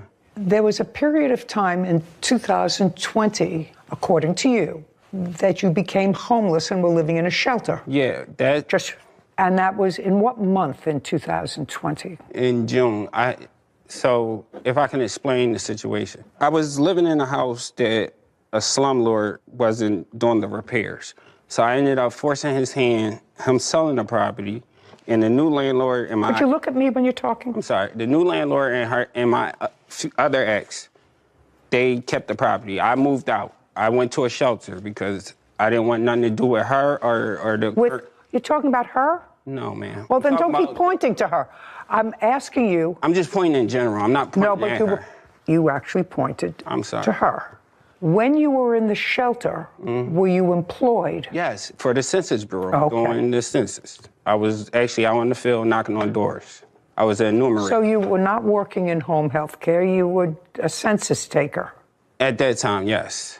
And did you have a child living with you? Yes, well, not in the shelter, no. I could not have my daughter in the shelter. How old is your daughter? 10. And where is her mother? She's deceased. Where was your daughter living when you were in the shelter? With my mother. Is she living with you now? She's been with me since June. In a new apartment? Yes, I moved in August 1st. She goes to school from your apartment? Yes. Okay. In 2020, you became acquainted with Miss Hall, and there came a time shortly thereafter, uncross your arms, and there came a point shortly thereafter when you moved into her home. In August, yes. Of 2020. Mm-hmm. And you remained in her home until what month and year? August of 2022. And in what month and year did you regain custody of your daughter? June of 2022. So there was a period of 2 months when you and your daughter lived in Miss Hall's home.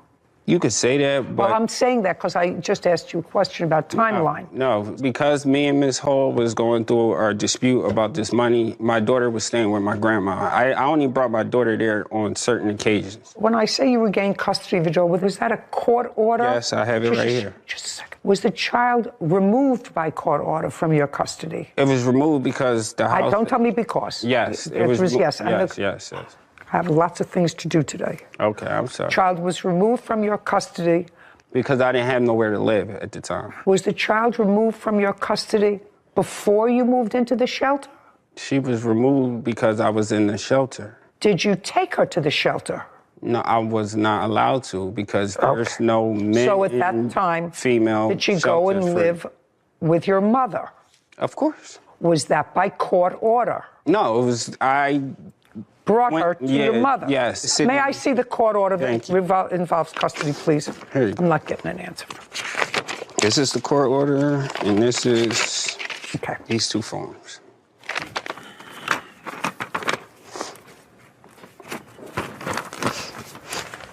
Now, that court order is the current. Shh. Okay, so the child was placed with the Commissioner of Social Services in Pennsylvania. Mm-hmm. And the child was placed in kinship foster care, which is a program that I am very familiar with the child's paternal grandmothers. So in June of this year, the child was returned to your custody. At some point in August of this year is when you and the defendants separated and you left the house. This is your claim. Your claim is that you won a whole bunch of money in some gambling thing. What kind of gambling thing? Gerald McPherson claims his ex-girlfriend, Natasha Hall, wrongfully spent the money he gave her for rent. Your claim is that you won a whole bunch of money in some gambling thing. What kind of gambling thing? I want you to look at me when you talk, not at the papers. I was going to... In what kind of gambling thing did you win money? I betted on 25 games. What 25 games? NBA, college, hockey. Okay, and you bet where? On FanDuel. It's an app called FanDuel. Okay, and you won? Yes. I don't understand the whole thing. I don't want to learn the whole thing. I don't care about the whole thing. I just want you to tell me how much you won. Before taxes or after? Both. Okay, $36,742, and after taxes, $26,889. On what date? So I won the bet on the 28th. It came into my account. 28th of what? January. Of what year? This year. And you had been living with Miss Hall for 2 years? Prior, yes. Okay, and you were working according to you all of that time? Yes. Okay, good. Were you paying any rent to Miss Hall? I have receipts. Yes, I want to see those. How much rent were you paying? So when I met Miss Hall... I don't want to go back to the year, Gimmel, sir. All I want you to do is tell me how much rent you were paying her. To be honest, I had to pay I don't know. I want you to rent. Be dishonest with me. Half her rent is like $425, and she had me pay half the gas and half the electric and half the cable. Her rent was $425? No, it's $850. I had to split it. We're paying half and half. Miss Hall? Yes, ma'am. What kind of work do you do? I do customer service. And who else lives in the apartment with you? My children. How old are they? 14 and 13. How large is the apartment? It's a 2-bedroom. And the total rent is $850? Yes, ma'am. There's no subsidy involved? No subsidy at all. Okay. And you have a lease? Yes, ma'am. How much did you charge, if anything, Mr. McPherson as rent? $425.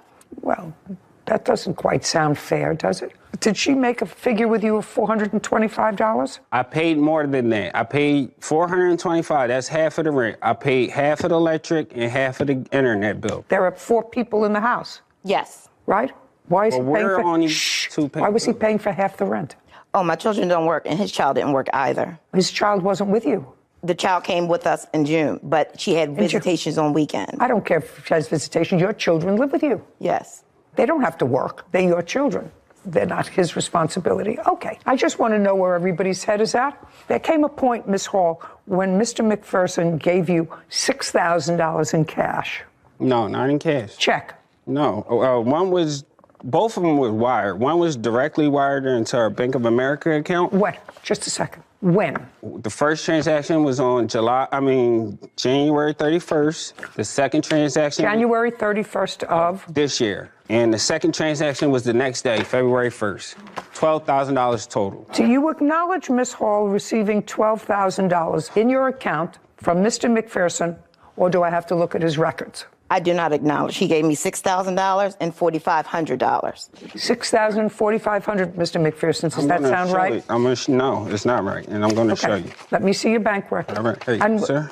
Let us assume that it's $6,000 and $4,500 that he gave you in this year, 2022. Yes. Is that correct? Okay. Let us assume for the moment that you're correct, because you're suing for $6,000.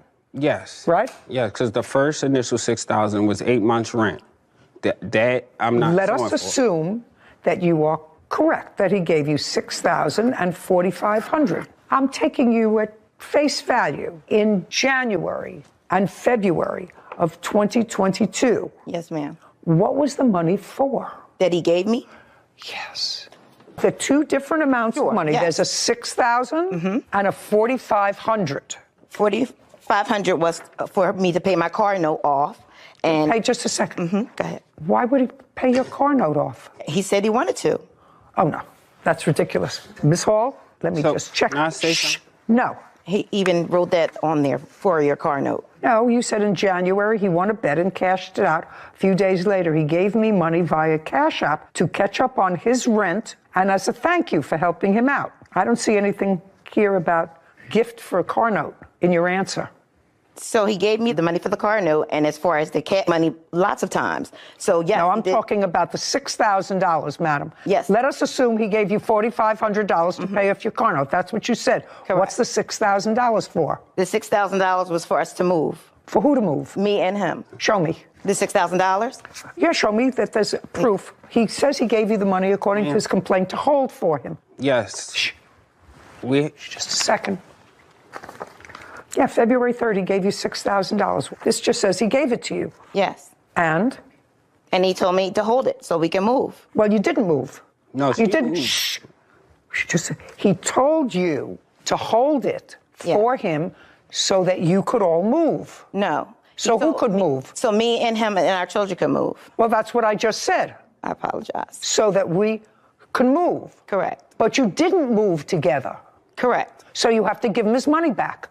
That's simple. Just a second. That's simple. If you say he gave you the money so that the two of you could move and that event never took place, but he in fact moved out, you owe him $6,000. But then he agreed. Just a second. That's an easy. Okay. Do I have to deal with anything else? Money for lost wages, rent, utilities? Forget it. He paid all of that with the $4,500 when he paid off your car note. Come on, let's get it together. Lost wages. What are the lost wages for? But then I had to take off from work because of the PFA, and I had to take off from work to go file out the court and things like that. But in the midst of him saying the $6,000, he didn't pay rent. He didn't pay all of his rent. He paid off your car note. You owe him $6,000. Your counterclaim's dismissed. We're finished. Thank you very much. Okay. This court is adjourned. Well, I don't agree with the judge's decision. I don't think I owe him the money. That's what women do. Because he gave me a gift and he didn't pay rent. I also spent $2,000 on her in gifts. What's done is done. I'm taking a break from women for quite some time now. So I'm glad that the plaintiff's daughter didn't have to go into the larger foster care system and was able to stay with plaintiff's mother. But I was curious that if this was a temporary slip up and he wasn't going to be permanently without housing, why wouldn't he go with his daughter to his mother's house? I was surprised you didn't ask him that question. You're right. Yeah. You're right. That's a curious question. To me, it just seemed like it might have been a better situation to crash at your mom's house with your daughter. With for your a while, daughter. But I'm not sure whether I have.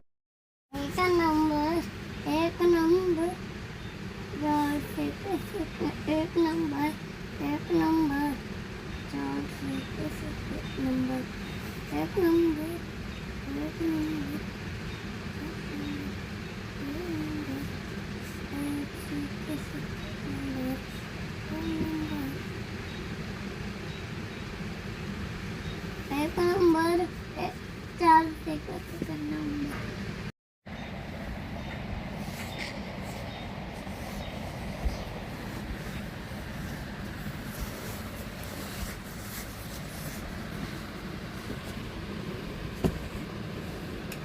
एक number